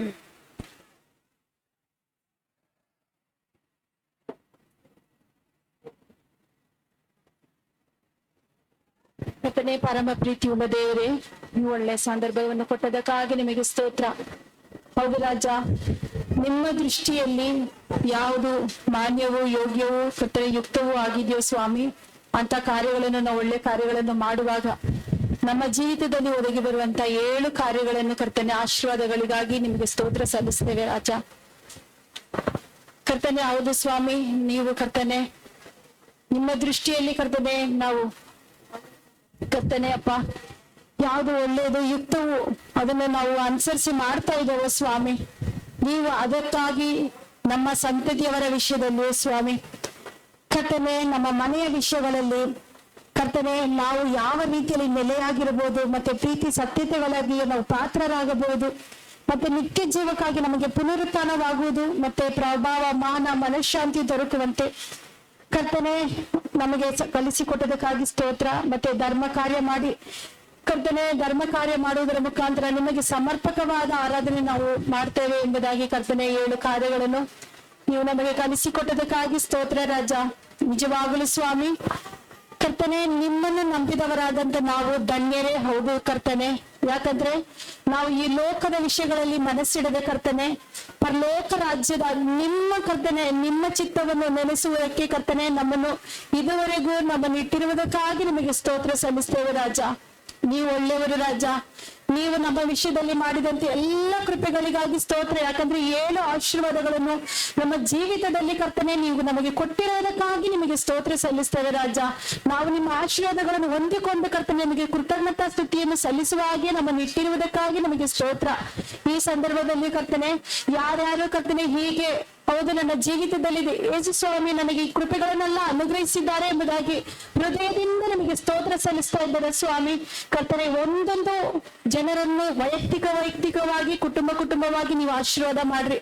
ಹೌದು, ನಾನು ಇನ್ನು ಯಾವ್ದ್ರಲ್ಲಿ ಸರಿಯಾಗಬೇಕು, ಯಾವ್ದ್ರಲ್ಲಿ ನಾನು ಸರಿಪಡಿಸ್ಕೊಳ್ಬೇಕು ಎಂಬುದಾಗಿ ಕರ್ತನೆ ಯಾರೆಲ್ಲ ಈ ಸಮಯದಲ್ಲಿ ಕರ್ತನೆ ನನ್ನ ದೇವರ ದೃಷ್ಟಿಗೆ ನಾನು ಒಳ್ಳೆಯದು ಯುಕ್ತವೂ ಆಗಿರುವಂತ ಕೆಲಸಗಳನ್ನು ನಾನು ಇನ್ನು ಮುಂದೆ ಮಾಡ್ತೇನೆ ಎಂಬುದಾಗಿ ಈ ಸಮಯದಲ್ಲಿ ಯಾರೆಲ್ಲ ಯಾವ ಸಹೋದರ ಸಹೋದರಿಯರು ಒಪ್ಪಿಸ್ಕೊಡ್ತಾ ಇದಾರೆ ಕರ್ತನೆ, ಅವರ ಹೃದಯಗಳನ್ನು ನೀವು ನೋಡುವಂತ ದೇವರು. ಹೌದು ಕರ್ತನೆ, ನಾವು ಮಾಡುವಂತ ಎಲ್ಲಾ ಕಾರ್ಯಗಳು ಕರ್ತನೆ ಬರೀ ನಾವು ಕೇಳುವವರು ಹೇಳುವವರು ಮಾತ್ರವೇ ಆಗಿರದೆ ಕರ್ತನೆ ಅದನ್ನು ಮಾಡುವವರಾಗುವುದಕ್ಕೆ ನಮಗೆ ಸಹಾಯ ಮಾಡಿರಿ ಕರ್ತನೆ. ಹೌದು ಕರ್ತನೆ, ಕ್ರಿಯೆ ಇಲ್ಲದ ನಂಬಿಕೆ ಸತ್ತದ್ದು ರಾಜ. ನಾವು ಬರೀ ಬಾಯಿಯ ಮಾತಿಂದ ಅನೇಕ ವಾಕ್ಯಗಳನ್ನು ಓದುತ್ತೇವೆ, ಹೇಳ್ತೇವೆ, ಮಾಡ್ತೇವೆ ಸ್ವಾಮಿ, ಆದ್ರೆ ನಡ್ಕೊಳ್ಳೋದ್ರಲ್ಲಿ ನಾವು ತಪ್ಪಿ ಹೋಗುವವರಾಗಿದ್ದೇವೆ ರಾಜ.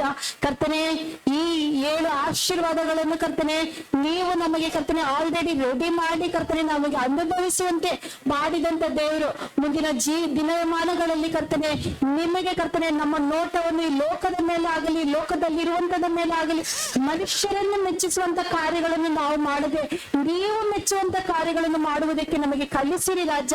ನೀವು ಹಾಗೆ ಮಾಡುವುದಕ್ಕಾಗಿ ಸ್ತೋತ್ರ ರಾಜ.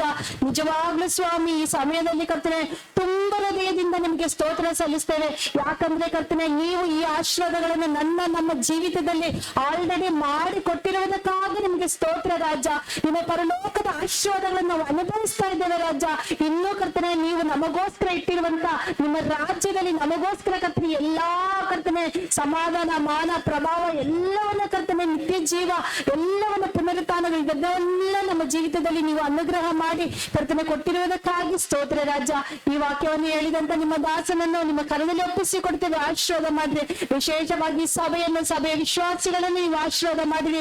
ಹೌದು ಸ್ವಾಮಿ ಕರ್ತನೆ, ಒಣಗಿದ ಎಲುಬುಗಳಲ್ಲಿ ಜೀವವನ್ನು ತುಂಬಿಸಿದಂತ ದೇವರ ರಾಜ, ನೀವು ಈ ಸಭೆಯಲ್ಲಿ ರಾಜ ನಿಮ್ಮ ಕಾರ್ಯವನ್ನು ಸಾಧಿಸಿರಿ ಅಪ್ಪ, ನಿಮ್ಮ ಪ್ರಸನ್ನತೆಯನ್ನು ತುಂಬಿಸಿರಿ ರಾಜ.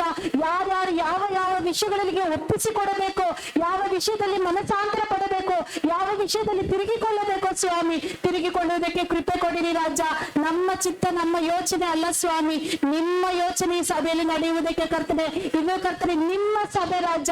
ನಾನು ನನ್ನ ಸಭೆಯನ್ನು ಕಟ್ಟುವೆನು ಎಂಬುದಾಗಿ ಹೇಳಿದಂತ ದೇವರು ನಿಮ್ಮ ಚಿತ್ತವನ್ನು ಈ ಜೀವಿತದಲ್ಲಿ ನೆರವೇರಿಸಬೇಕಾಗಿ ಪ್ರಾರ್ಥಿಸ್ತೇವೆ ರಾಜ. ಕರ್ತನೆ ಅಪ್ಪ, ನಮ್ಮ ಯೋಚನೆ ಅಲ್ಲ ರಾಜ, ನಮ್ಮ ಬಲ ಅಲ್ಲ ರಾಜ, ನಮ್ಮ ಜ್ಞಾನ ಅಲ್ಲ ರಾಜ, ನಿಮ್ಮ ಬಲ ಸ್ವಾಮಿ, ನಿಮ್ಮ ಚಿತ್ತ ಈ ಸಭೆಯಲ್ಲಿ ನೆರವೇರುವಂತೆ ಕರ್ತನೆ ನಾವು ಎಲ್ಲರೂ ಒಂದೇ ಮನಸ್ಸಿಂದ ಪ್ರಾರ್ಥಿಸ್ತೇವೆ ರಾಜ.